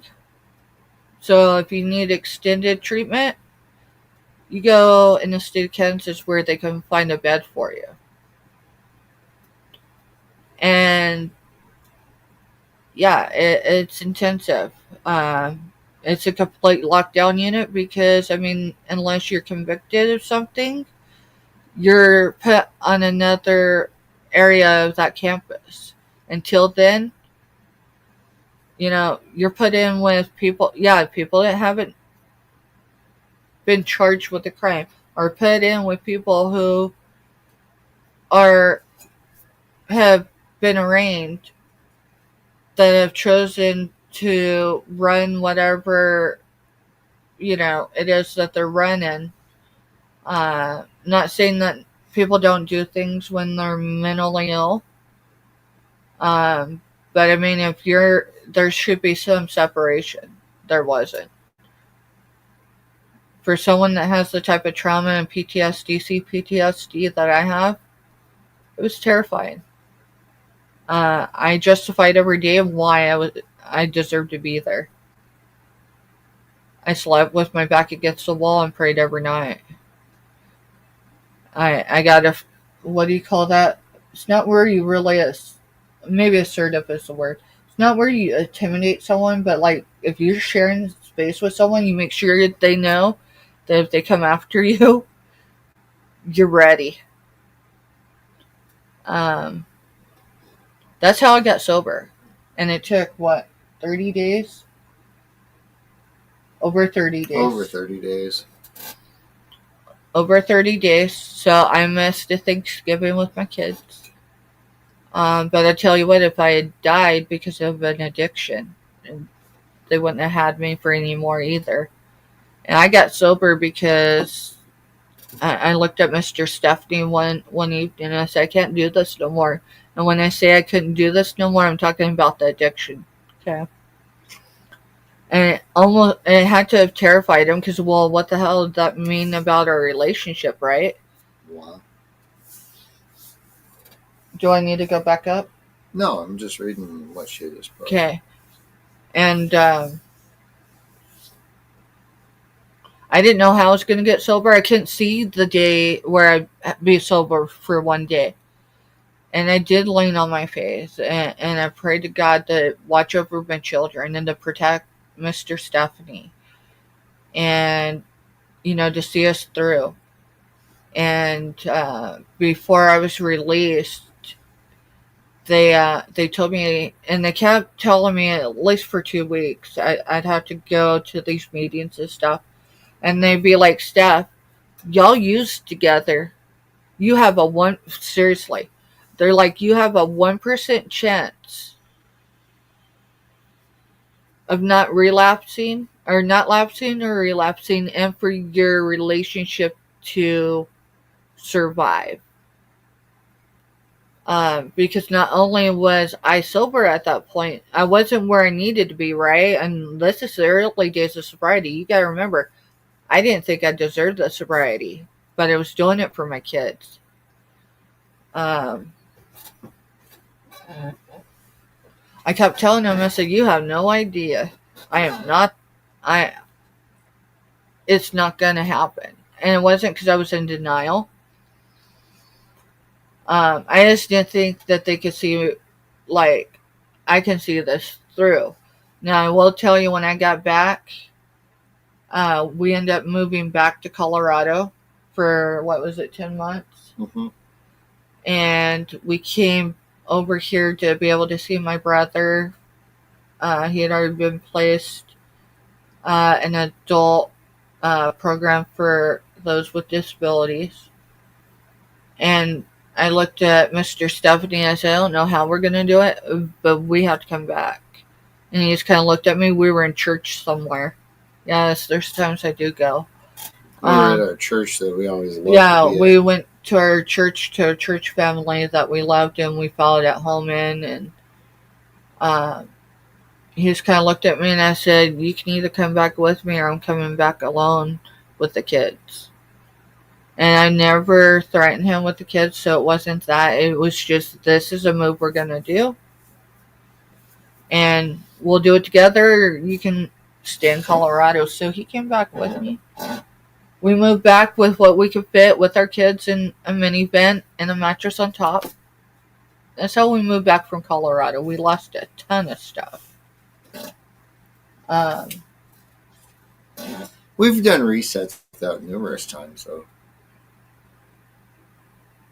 Yeah, we moved up here in a minivan, what would fit, and a mattress.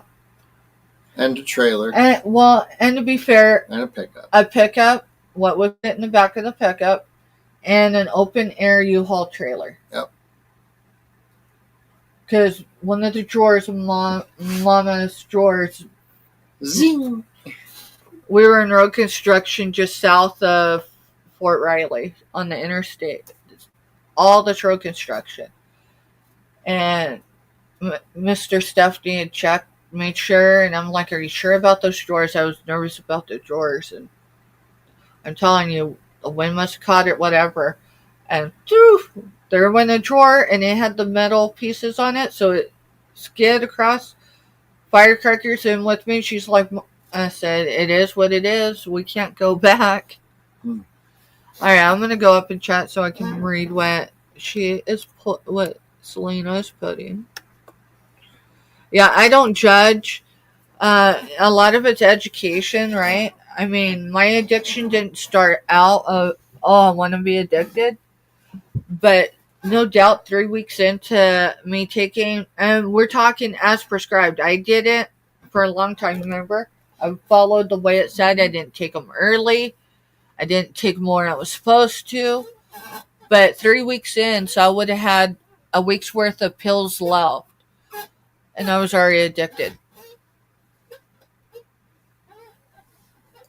Mine wasn't the pain anymore, though. I mean, my neck still bothered me, but I could have came off the pain pills. I didn't want to have the night terrors anymore. So I justified staying on opiates to numb that out, not realizing the true cost of my addiction and Mr.Stephanie's, because he was already addicted.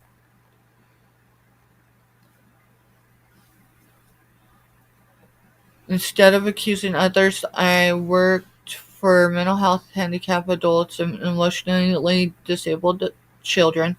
I was a teacher. I loved the adults and children I took care of. I was honored to live with them. Love them. I'm sorry you went through that. You know, I'm sorry I put my loved ones. My loved ones include family and friends that are chosen, right? The hardest thing is I've watched a few people slip back into, they didn't just lapse, they relapsed. You know, I can walk that path with them of sobriety, but ultimately it's their choice, and they choose to step off the path, then I have to keep going. So it's not been easy. I still love them. We've buried some. Buried them way sooner than they should have been. And our kids were little, so like part of the kids didn't realize there was a problem. You know, it's just something firecracker. And she was used to mom and dad, you know, sleeping in or whatever, because that's all she had known. We're functioning for a lot of years. That's the other thing. If you're a functioning addict, you could think, and when I say functioning, I mean people around you don't know, right? I mean, they might pick up on a few little things, but they can't just pinpoint it. It wasn't until the last, probably for me, about the last half of my addiction, where it was really a problematic issue. And like my dad called me out. Of course, we had blown up about his girlfriend. But he called me out on my addiction, and I owned it. And I thought owning it would, I don't know what I thought, but it pissed him off because I admitted I had a problem. Here's the thing. I didn't have a solution. I didn't want to do the withdrawals. I didn't want to go through that pain. And I didn't know what life meant after that. And for my dad, he didn't have the solutions either. I'm just glad I got sober, and I got sober long enough for my mom to see it. It did make our relationship harder, did it not? Mm-hmm. Because I mean, she's where I got some of my pills from. I didn't steal them from her, just so y'all know. I didn't have to. She readily gave them to me. Sometimes she give me a hard time about getting them, but for the most part, the majority of what I got from her on any given time, um, she, yeah, we'll just leave it at that. She wouldn't be proud. If she was here, she'd tell you it was not her proudest moment either. She got sober, too. She had debilitating RA, so she got with a doctor finally that she could be on something that would hit on those receptors. And it wasn't until she got her leg injury, which ultimately is what caused her death, caused her to set up some infections, and she was a diabetic, and she ended up setting up sepsis, and it happened to be that we didn't catch the symptoms in time. So she died. I mean, she had been in the hospital, less than 2 weeks before that. Mm-hmm. And beds weren't available if you weren't dying or if you didn't have COVID. That's just the reality in the state of Kansas. And so as soon as they realized that it was an infection, and I'm like, listen, she's been on powerful antibiotics for almost 6 months. Well, yeah, it had been 6 months. Mm-hmm. Because of a leg injury she had sustained in a facility. I don't know if oral medication is going to work, and if that one, and they're like, I tried to advocate for her, y'all. I mean, she was my only surviving parent. And as difficult as our relationship was, I loved her. I mean, she was my northern star. And I still, to this day, once in a while, when I really miss her, I wonder if I hadn't just told that nurse I wasn't going to pick my mom up that day, if it wouldn't have forced them to have kept her. I don't know. But ultimately, the medication they gave her wasn't strong enough to take care of sepsis. And so she ended up dying. I thank God I was sober. Hey, Craig. Hey, Craig, welcome in, bud. I'm going to go down and chat. Let's see, Selena, my brother had a bad accident 3 days ago. 3 days ago before my dad went home.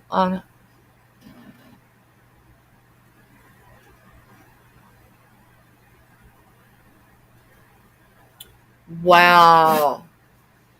Wow, Selena.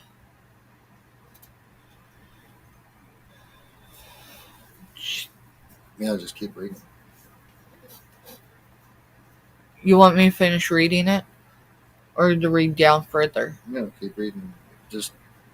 Alright, it says, my brother had a bad accident 3 days ago. Before my daddy went home on hospice, he died on me 4 times. I had to call my mom and tell her, don't call me and tell me my daddy is dead. And she's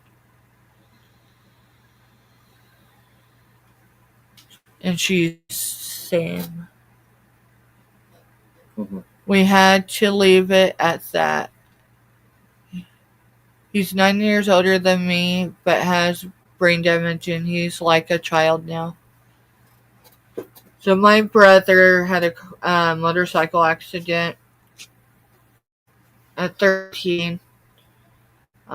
He came up over an embankment. We called it a green belt. Came up over an embankment, and it was a roadway. And there was a dump truck, not like the dump trucks y'all see on the roadways now. This was almost like a rancher's dump truck. and he wasn't wearing a helmet.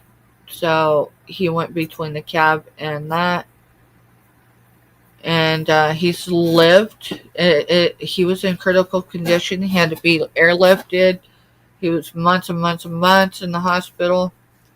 And so he's got a traumatic brain injury. So I mean, he requires assistance. Does he require total assistance? Not when he's supported to, be high functioning. Next month will be 4 years since I've shared the same space with him. So, if there's a couple of days over the next, that just give me some grace, okay? I know y'all will, but I'm just saying. I have some difficult days coming up. I'll try to stay out of my head about them. I begged my brother to quit drinking and drugs, but he'll never give him. Yeah, you'll never give up on him. And I will tell you, I mean, there's a lot of people where you're just like, right? I mean, no doubt there was times. No, Mr. Stephanie's parents were nurses, for real nurses. I think his mom still does at-home health. But she does it privately. I know there had to be times where, I know there was times they were worried about me and my mental health when my CPTSD reared its ugly head, and that happened while my daddy was dying. We had a whole lot of unresolved trauma. But, what, are you going to fix something? I was gonna Put up dinner. put up there. Oh, he's going to put up dinner. I'm going to go down further and chat, y'all.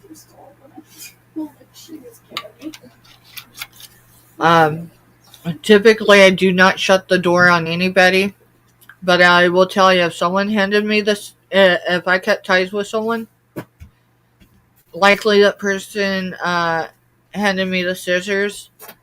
Sometimes that's been family. Doesn't mean that the love stops, right? Doesn't mean that the prayers stop, but sometimes the boundary of, no, you're not going to harm me or my family anymore has to exist. And unfortunately, I have some family members that way. I gotta stand up, y'all. I'm gonna get a gamer chair one of these days. I threw my back out years ago with a sneeze. Do y'all realize how much a sneeze, what's the word? How am I trying to say that? You know what I'm trying to say. How much pressure or whatever, the speed of a sneeze, just sneezing, does for the human body? I didn't. I threw my back out, went to the hospital because eventually I had to, right? And, my spine was doing, yeah, it was crazy.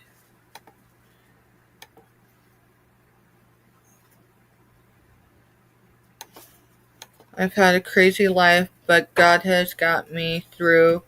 I'm not perfect at all, but it's made me stronger person, a stronger faith, for sure.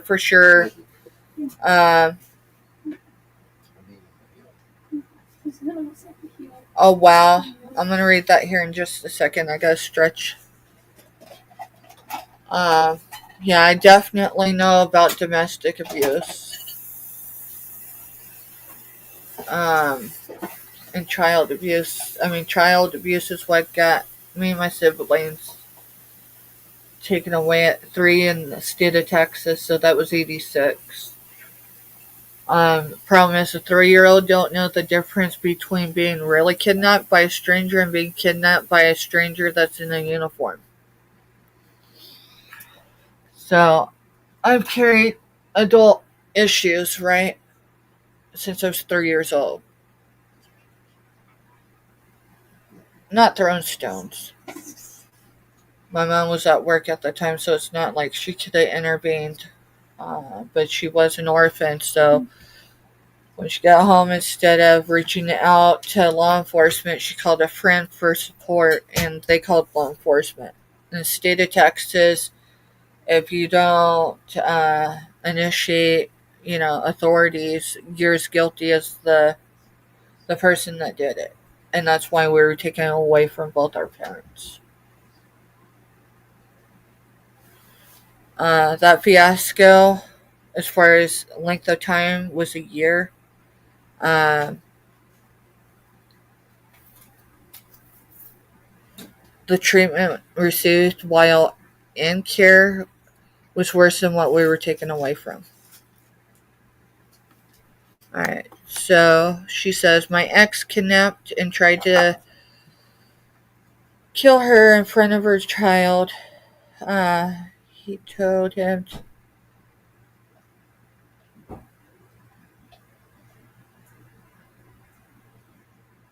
Wow. Um, so my mom was an orphan. She had a brother, but he was disabled, mentally disabled, and he lived in the state of Texas when my parents got us back. My grandma, the grandma I still have that's alive, she drove to Texas in a F-150, not extended cab, an F-150. So 3 adults and 3 young children rode in that truck all the way to Colorado.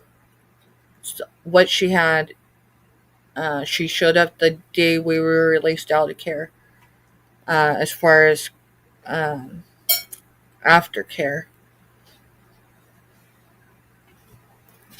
And so my mom built, I see it's a tribe of women.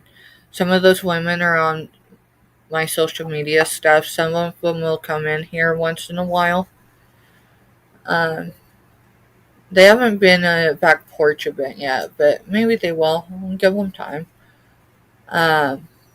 One of them had a lot of experiences the same as you depict that, Selena. I can tell you we lived in a small enough community that one time, and it stayed instilled in me. Because law enforcement gets tired of having their hands, back in the 90s in a ways, having their hands tied behind their back, right? Like, they come out, but a lot of states back in the day didn't have a whole lot of laws on the books to help families. And I don't know that they're really even much better today, but while one cop is taking the photographs, of course we were there because of how traumatic it was, um, and she sustained some of the same, and she does have seizures now. Well, no, the seizure started after the No, last the guy. seizure started after the last guy, huh?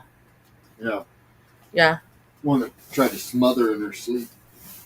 So yeah, Mr.Stephanie knows. Our circles didn't come together until we were adults, but our mamas had circles that intertwined, so how we never ended up, other than it was just divine intervention, because if I had met him earlier in life and didn't have the experiences, who the heck knows?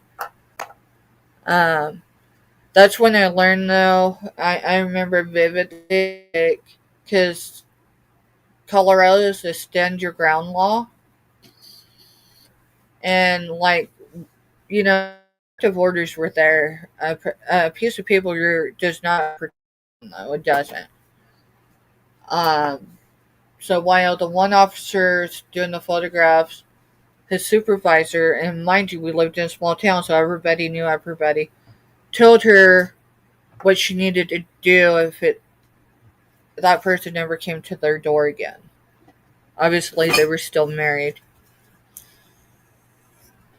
but yeah, it forever stuck in my head that wasn't the first time things had been severe like that, but it was probably the most traumatic time.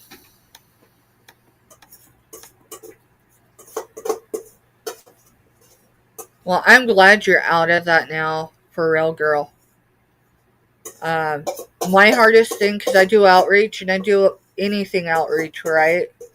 Um, and that's the struggle with my vehicle being down right now is, for one, if I have the gas, usually I will get out on the highway. We have a highway out here.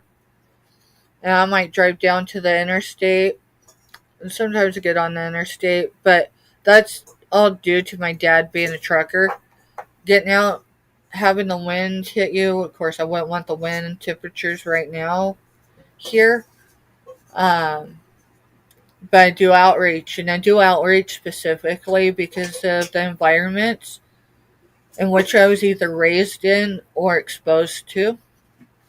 Um, I know what it's like to go without. I know what it's like, and by choice sometimes, right? I know what it's like not to put yourself in that position, though, and not have the help. Uh, there's a lot in the county I live in that are able to help as far as organizations and other things. But there's a gap there, and so we try to be part of that filler, like a bridge for that gap, for the immediate things, if it's in our power to do it. The county just over the river has essentially nothing. That's a county problem over there, but there's no solutions. And it's crazy because it's a largest city with a populace for off-post housing. And they're and administratively broken have been with no end in sight. So their resources over there are more limited than they are in the county I live in. So I'm usually that bridge. Hand me a red phone. I was kind of waiting for him to pop in. Let me make sure I haven't.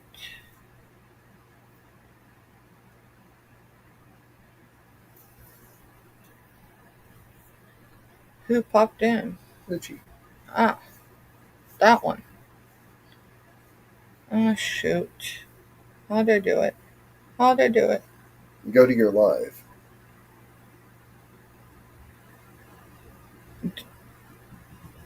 Yeah, but I'm on mine. That's why I'm...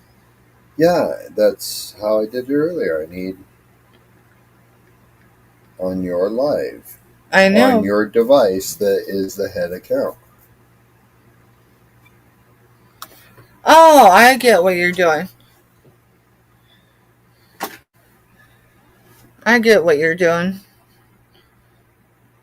So more people have branches, but those people are related to me. It doesn't matter if if they're starting their own business. I'm just saying that in case someone comes back and sees it later. Not that I have to explain anything, but no, I'm not handing wrenches out to everybody. And not for any particular reason. It just 2024 showed a lot of things I had to wow myself about and humble myself about.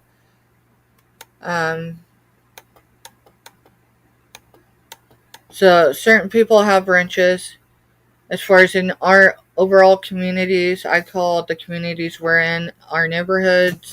Our neighborhoods are on an island because there is so much more of YouTube, right? Than just where we all usually meet up.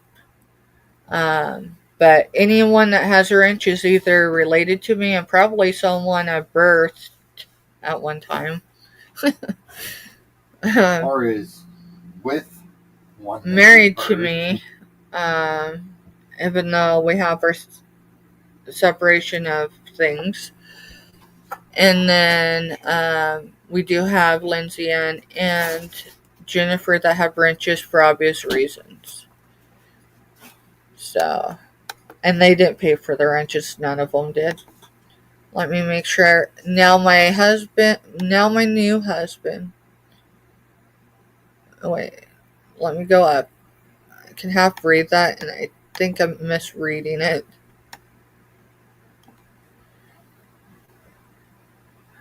Sorry, it was 3 days after it was in 2008. Oh, you're good.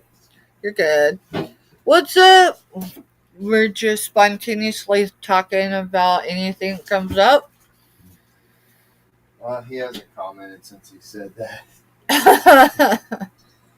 Wrong chat, Craig. Wrong chat, Craig. You can find that on a later night show. Probably selling somewhere. Just saying. Yeah, we're not selling. But we're not selling tonight. We've talked about addiction, devastation of addiction, if we've survived those addictions or been bystanders to those addictions. Some of us are still loving someone who has an active addiction. And we're not throwing stones. It's just we've discussed, you know, loss tonight, loss of children, grandchildren. But like I said, I think he left. I think it was like, oh, I think I'm in the wrong chat. Yeah. No, I'm just kind of going over it in case anyone, was out and came in, because the numbers fluctuate here or there. Okay. Alright, so Selena says, now my husband, so I think she's meaning new, but maybe I'm wrong. I'm going to try to read this before I read it out loud, so I can, because I know I fat finger things, and sometimes my phone is ignorant.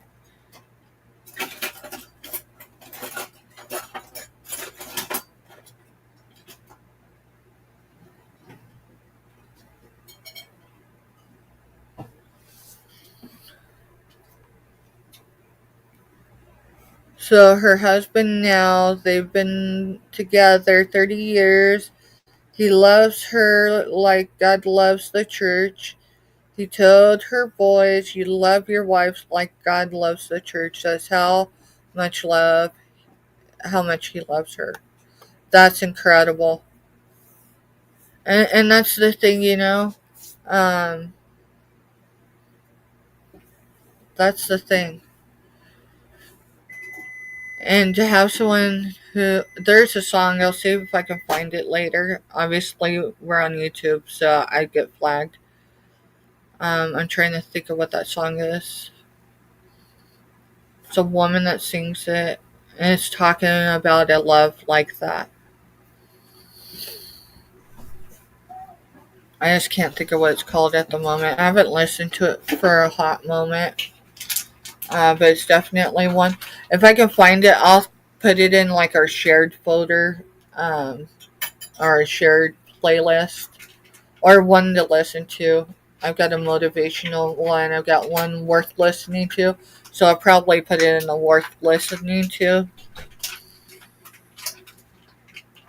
I know people go in and watch those and whatever, but oh, thank goodness he went to prison. And the police pressed charges. You didn't have to, right? Yeah, Colorado. And then I found out a lot of things with Colorado. Like things that wouldn't, like, we're talking about the same statutes, the same stuff, right? But things that you wouldn't get away with, say, over in Denver, which is the capital of Colorado. But I'm just throwing that as an example. Things, family law-wise, that would not be tolerated. You'd be in court. You'd be in prison. Right? You got down in the valley. If you got down in the valley, Not so much. Not so much, because it wasn't their problem, right? It was too much work for them. I'm not even kidding. Yeah, that you never know. And see, that's the other aspect. There's a lot I don't discuss, right? And it's not because I care whether or not I'm the gossip channel as far as where some of the gossip comes from. My truth's mine. We had domestic violence in our house from a time to a time. but a lot of it was the women that was in my mama's tribe. Um, I think everyone had something going on, right? Whether it was emotional or something. Wasn't always physical abuse with families. There was.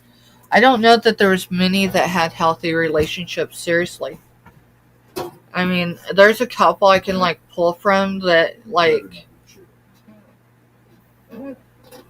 What's going on? Oh, I'm getting onto the dog. Oh, he's getting on to the fur babies. But yeah, I don't. When I do my outreach, like, because I do outreach even on post, it's a privilege. It's not a right.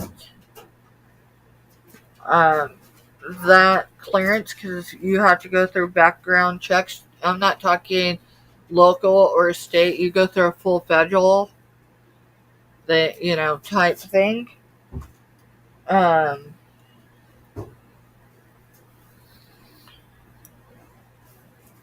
would you bring me my purse? I think I meant to grab that earlier and I didn't. Got an eyelash in my eye. That's what I'm trying to get.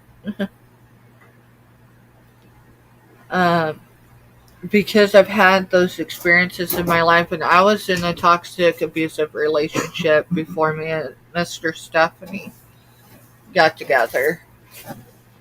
I can identify it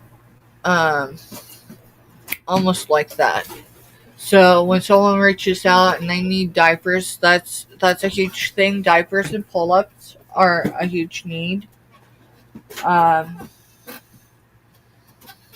The other is groceries.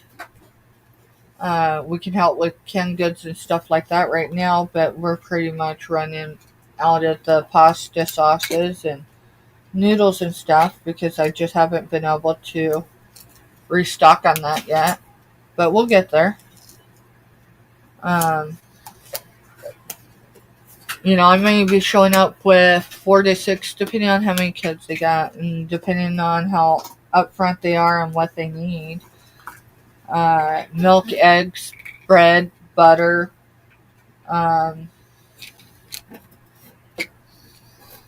cereal. What's the other? Meat, pasta sauces, mac and cheese, ravioli, spaghettios. Because some of these people, they're young. They're younger than me. They're right at the same age of our kids as the ages and ranges. Some of them are pregnant, so they need to have that extra nutrition. So, I think on average, like a food haul we would take, and this takes not just us, our communities come together to help with this, y'all. That's why I have limited space. I have a closed shelving unit here, and I have one over here that has stuff stocked in it. And then the stuff over there, but no, got a couple things on cans. I've got a couple boxes that I just had.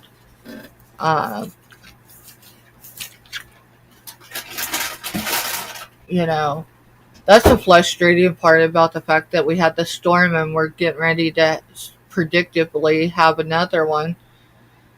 Is even if I could get the parts for my vehicle right now, I still can't repair my vehicle because we can't afford a shop to do it. With that said, I have a kid that was military trained as a mechanic. And I was trained by And- NRC certified. Yeah, and Mr. Stephanie doesn't have the certifications, but he has the experience. So I'm praying the snowstorm that's coming isn't as bad as the last one. See, I can't keep affording this. And because he was out of work 5 days. Yes, 2 of them were scheduled days off, but had it not paralyzed the whole area up here, he'd have been able to have worked those 2 days and made up at least 2 of his days or part of those days. That's a boss. She gets in this thing where And she's got a scratching post over there. She's got a whole tree. Granted, I have a few things on her tree, but she uses. That's the reason why I have those shelving units. Other than those shelving units we got from a military family. Mm-hmm. Things are heavy too. Mm-hmm.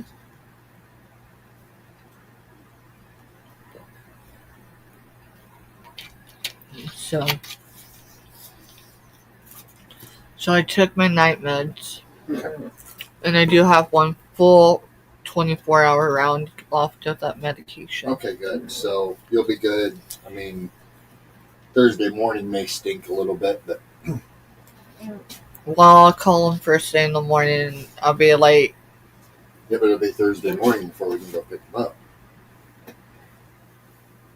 yeah, but I can get through Thursday morning. Yeah. Yeah, deposit don't hit till tomorrow night. But hey, that's the life, that's the story of me, and that's me without, that's just life. I could look back and be like, geez, we're struggling again because it's whatever. No. We're struggling because Mr.Stephanie had to use $60 extra in fuel costs to keep his vehicle warming up in the morning.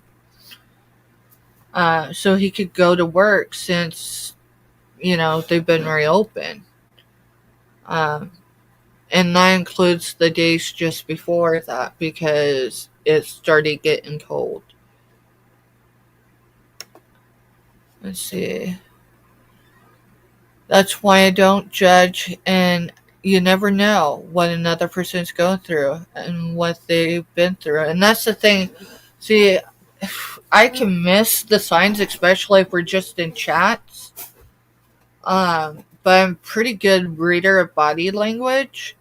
So, like, once in a while I'll be like, they've got a story, right? But I don't sit there and pry it. I give, if people get comfortable enough with me that they want to tell their story, I listen and I judgment. Now, with that said, if I do have what the F lines up here. Life gives me those, so I do have moments of what the were you thinking, right? But aside from that, I look back at the situations that I've been in, and I'm like, what the hell was I thinking? And then the other thing is, you never know what options someone had. That's the other thing is, um, you don't know what option someone had. It's easy to make a judgment without knowing the full context. And not that everyone has to come out and explain themselves, because I don't encourage that. If someone needs to release that, I don't know if the back porch is the place maybe for some of it. But, I mean, if you feel comfortable enough putting it in chat ever, I'm not suggesting that tonight, but just know, I mean, I'm not going to ban anyone from telling their truths. And that's the point of the back porch is, hey, if we're struggling, I mean, there's at least two of you that this evening that are grandparents that know the loss, that great loss. Did you notice Selena's leaving, right?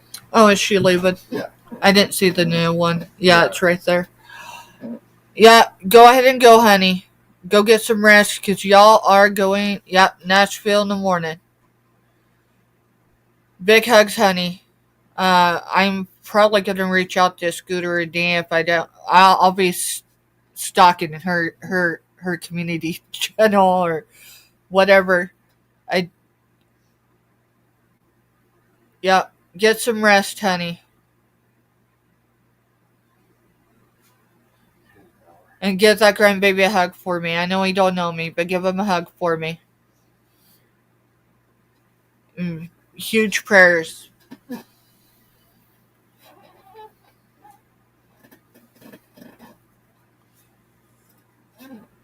Yeah. I mean, that's the reason why I package the way I do. And Mr.Stephanie's right. If he packages, you're going to see it. It wasn't meant to, not that it wasn't meant to feel personal, and because I think he does a great job packing.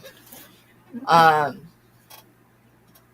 like to add the little touches to it because I can tell you there's times where I've struggled in the last 2 years, not just recently, but in the last 2 years, where maybe my Amazon package for reels was the thing I was looking forward to for the week.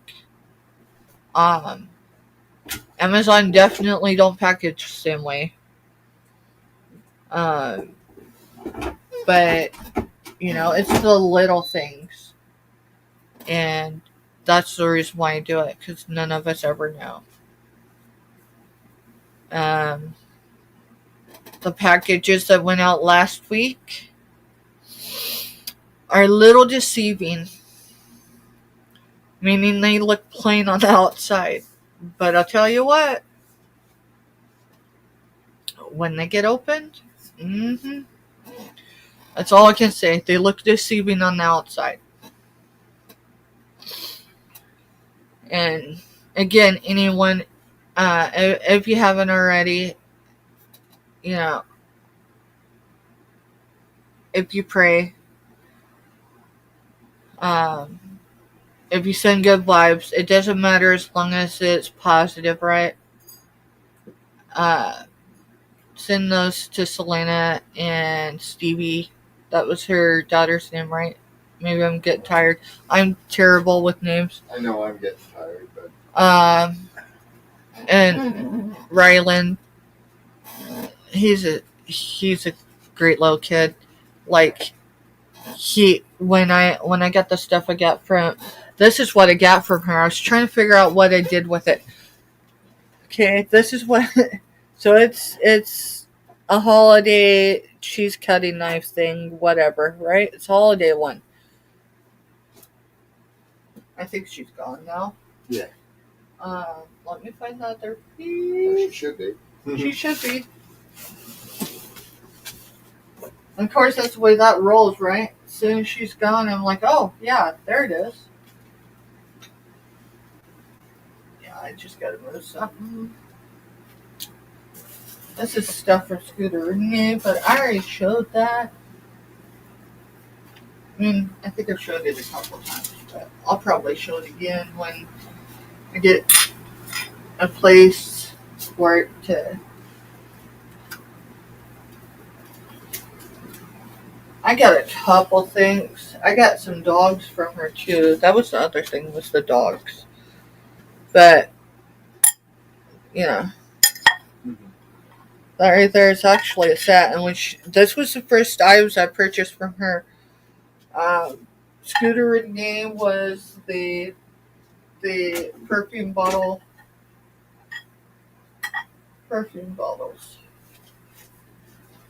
I can't leave that there. It's gonna slide when the train rumbles. I'm gonna put that back. That's why it was over there. So, I don't know if anyone else is on. It is late night. It is midnight in Central Time Zone.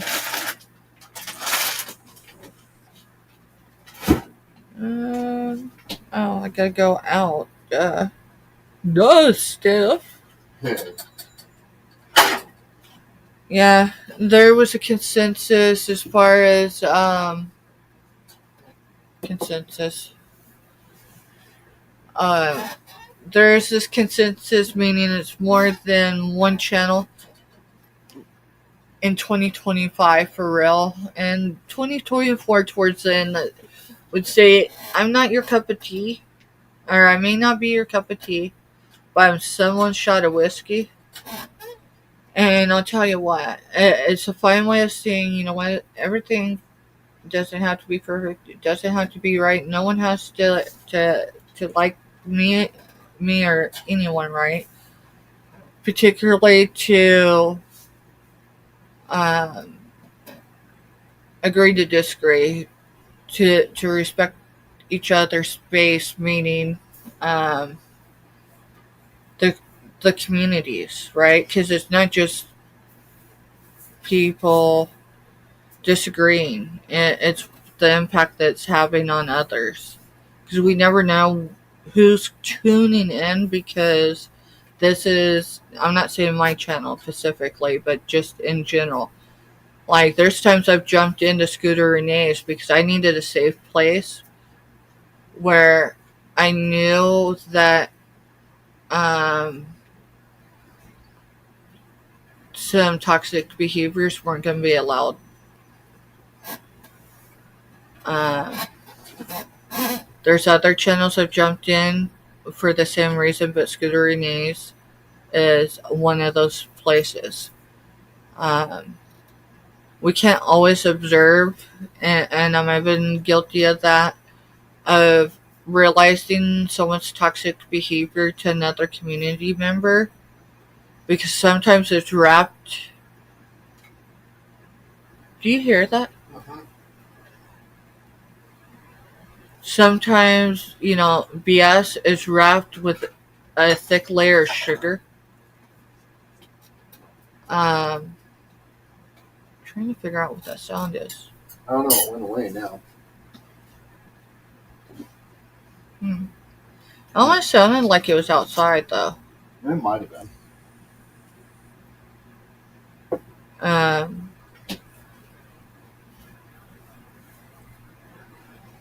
Some of us have to distance ourselves, whether it's from community members or other channels, because, if you can comment in someone's chat, you have a channel yourself, whether or not you realize it.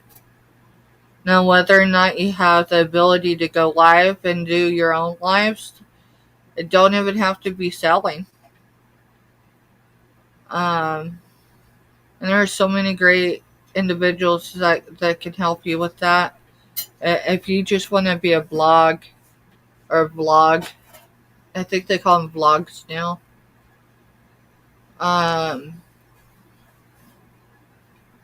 What's the other? There's crafting channels. Yarnigan, I gotta go check Yarnigan out because they came out with a new. I don't think it's a new channel. I just think it's a new type of show, but they're not selling on there. It's a crafting thing. Let me look her up really quick. And just because I mentioned someone, and anyone in particular, if you got history with them, I probably already know about it. Those people probably told me, but there are a lot of people that don't. So yeah, it's okay. That's the East Coast, but this is her channel. So let's go into live. Let's see what.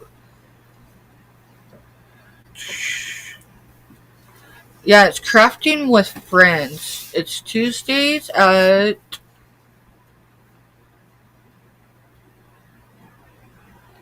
7 p.m. Eastern. So it's crafting. It's a train. It's a train, isn't it? It's what I was thinking, because I thought it fell. He didn't honk because it's after midnight. But others do. I was thinking, well, maybe I just feel motion sick. I am down all the way in chat, right? Yeah, I am. Oh, no, I don't even know where I left my phone. Up here. So they started today. It was Yarnigan, Don Southern Finds, and Susie Woozy. And I think this is going to be an every week occurrence. I only say I think because I didn't ask any of them, right? But I think it is. I think it's going to be weekly. Yeah, I think it's going to rotate between channels or something. One of their things is for sure going to rotate between channels. I do know that. I don't know. I'll get better confirmation later. But now that I'm on hers and I'm looking at the lives, I'll share it on my community page. So it'll either say community or it'll say post on the tab. You click on that. I'll share it tomorrow at some point. And I have not watched it yet. It's not even 14 minutes, but it was yesterday. It's in all red as far as the background. It says emergency fundraiser information, please watch.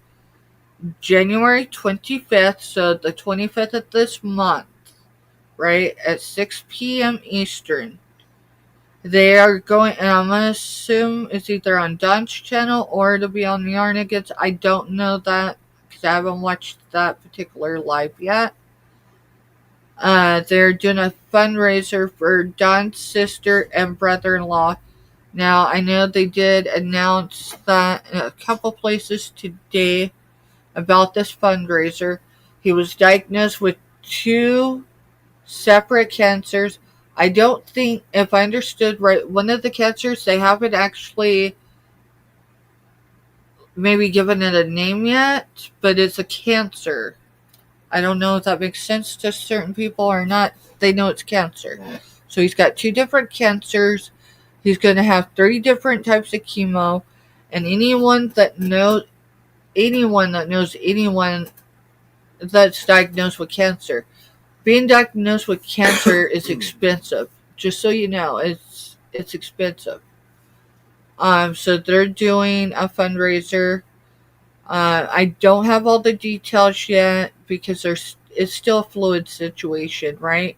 As far as I know, there was a PayPal set up today or yesterday, but I think it was done today. Well, before midnight. And all the legalities of that, right? That way it's done correctly. I mean, these ladies know how to do a fundraiser and to do it right, so I'm not concerned with any of that. I'm not sure how they're going to do the layout and all of that, but I would encourage y'all to, if you're sub to either of them, even if you're not, go on, click on that. It was posted yesterday. It says, let's gather together to help Don's sister.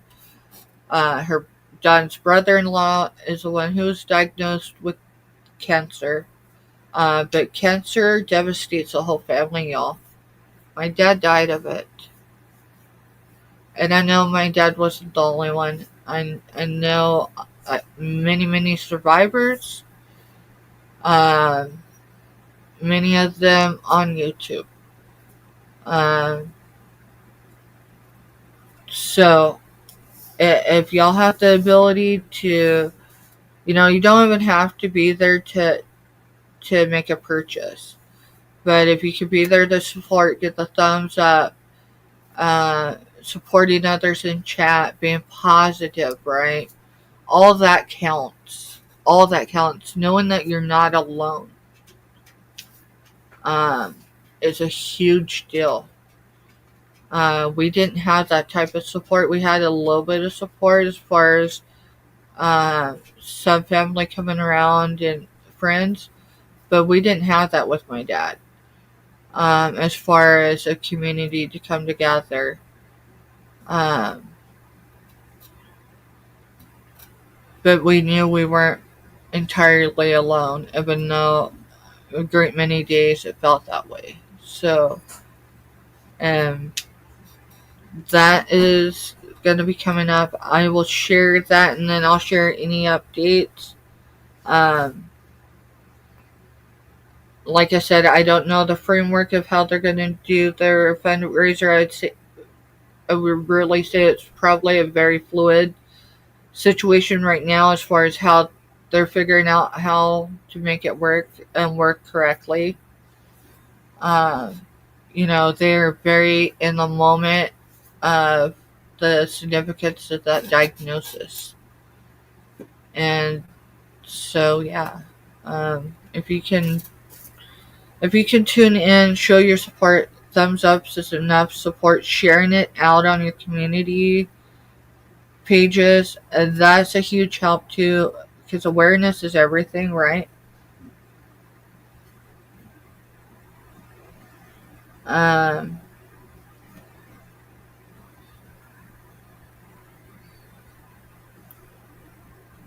Let's see. I'm trying to go down to see There really, I don't think is, and I say that because there's a whole continent, meaning everywhere you know that I go on YouTube, I see that as an island. There's a whole continent where I go where I don't have to, um, you know, deal with some of the stuff that we deal with, on the island. In the neighborhoods in the island, yeah. Alright. Deb's wood burning, did Tuesday night pop-up sale. Everything starts. I don't know, maybe she's still on. I have it turned down. I think it was showed she was live if she was. And it don't. Y'all, I have a Christmas tree skirt I got from her before the holidays. I got it for $1, right? I paid more in shipping than that. Not complaining though. I know it's gonna have that shipping. I will tell you, I still made out at a huge advantage because yes, it cost me $1. It cost me more than that to ship, but the quality of the item, and it's universal. I can use it. It's a versatile item, so I can use it in multiple ways.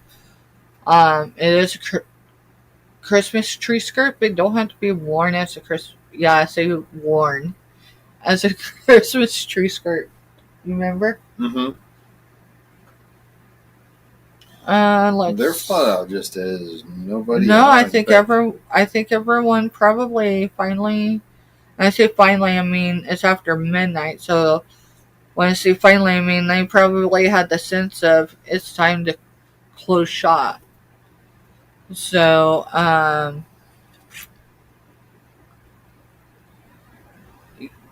here's another one. This is someone you'll see around with Scooter and Selena. You'll see them with Josie's Place. Is the Black Widow web. And right now she has been, I'm sure. I'm going to click on her because I think this is the thing about following someone's community page, right? She's got picks of the day. Now, she's been doing picks of the day, I think, every day. Whoa! Pick of the day 2 days ago. That's a lot of red. I'm not even kidding. I gotta scroll by there. Her picks of the day are absolutely affordable for anybody who has a small budget. I don't know if I purchased from her yet or not, but I can tell you in 2025 she is on my list of people. And I'm telling you right now, being cash broke is killing me because she's got pick of the day. This was 6 hours ago, so she posted this on Tuesday. Pick of the day. One wearable bag, $15. One children's bag, $5. Buy it now, claim in the comments. Now, I go through if I can, and I don't get to everyone's community pages. I'm just being honest, right? I don't have the time. My time is divided a lot of ways. And if I spend it on YouTube all the time, that time and energy is being taken from something else. So I'm still trying to find a balance. So, like, that one was Tuesday. This one was a day ago because we're just after midnight my time. So it'd be the day before she put, I made it before the day was over, so she was late posting, right? Pick of the day needs a battery. Both are clampers. $10 for the set. This pick looks green. It's a beautiful blue. OMG, it looks like, it does look green, but it looks enamel. Hey, y'all want to see? I mean, I suggest y'all go over there and check your stuff out. I don't know if you could see it really. And I don't know if she's everybody's cup of tea either, but she is definitely someone's shot of whiskey.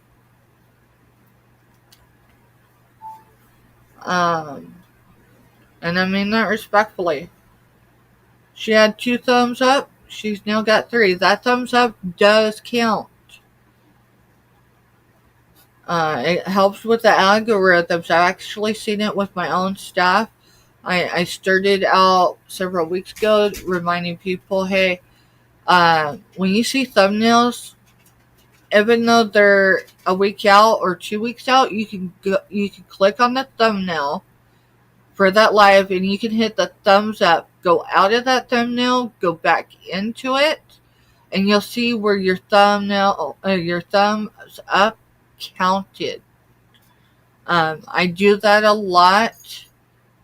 If I know I'm going to miss someone's live because either they're going on or I'm coming on around the same time, or they're over collaborating with someone else and I'm just not able to be there. Right? Mm-hmm. I mean, outside of the fact that our outreach is not mobile right now, meaning people have to come to us for the most part, it doesn't mean I have any more time than I had before. It just means I don't have the road time. And so I'm trying to get my outro done. Because I want it to be like, wow. And not because I'm any better than any other channel. Because trust me, there's some really great channels out there. I wish I could share all of them with everybody that follows my community page. But not everybody that follows my community page has the best interest of anyone I share. And I'm aware of that. It's just a reality. That's not picking fights. That's not kicking stone jaw. And there's relationships that, business relationships, I've put on pause so then I can try, because I'm not rebranding. I'm not shutting my channel down in order to be successful. 2025 is our year. It can be yours too. And we can agree to disagree. I may not be your cup of tea, but I am someone's cup of whiskey. Right? At some point this year, things are going to turn around for a great many of us. The work we put in is going to pay off.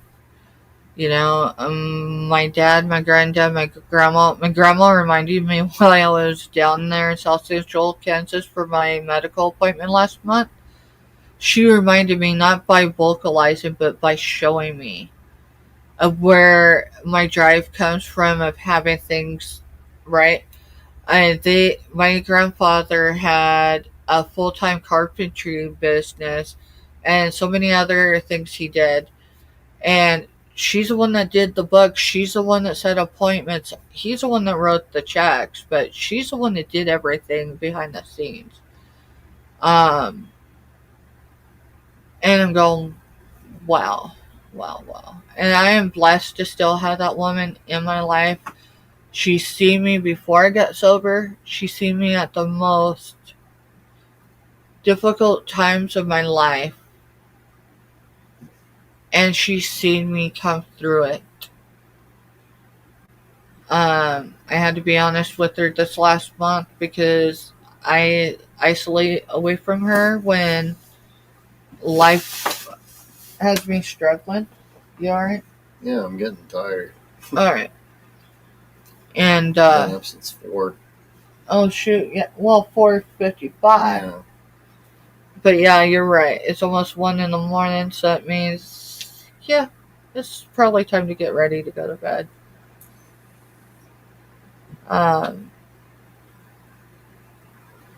But I wanted her to know I hadn't stayed away because of anything she did. I was trying to balance the stress of my life. And so she reminded me she's 86 years old. She's supposed to be 87. And she plans to live to be 100. She's got cousins that live to be 104 and 105, so I'd say she's got a running chance to be. With that said, I'm not ignorant to the ability that the fact that she is 86, almost 87. That's definitely gonna be a hard moment, but I'm going to cherish the time we do have when we have it. And so I've decided to use my medical appointments and spend the night before with her and possibly the night after with her. Because it gives me time down there with people I can connect with that helped get me through the first years of my sobriety. It's where my bonus kids are. So, yeah. I'm gonna go ahead and close for the night, y'all. I hope you enjoyed some of it. I know some of it was hard. I know some of it may have been triggering for others. That's why I did my very best. Maybe I'll start putting it in. I think probably what I'll do, that's why I didn't do hashtags, because I didn't want to draw everybody in.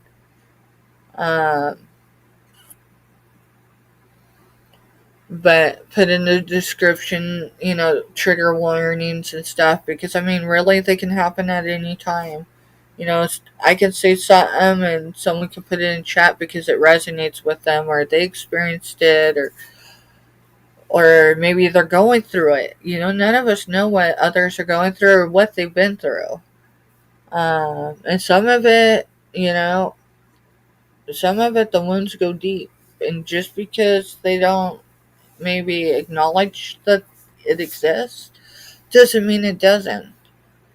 So kindness is huge. Who was it that put kindness in earlier? I don't remember. I'll have to go back and look later because I know about where I'd asked.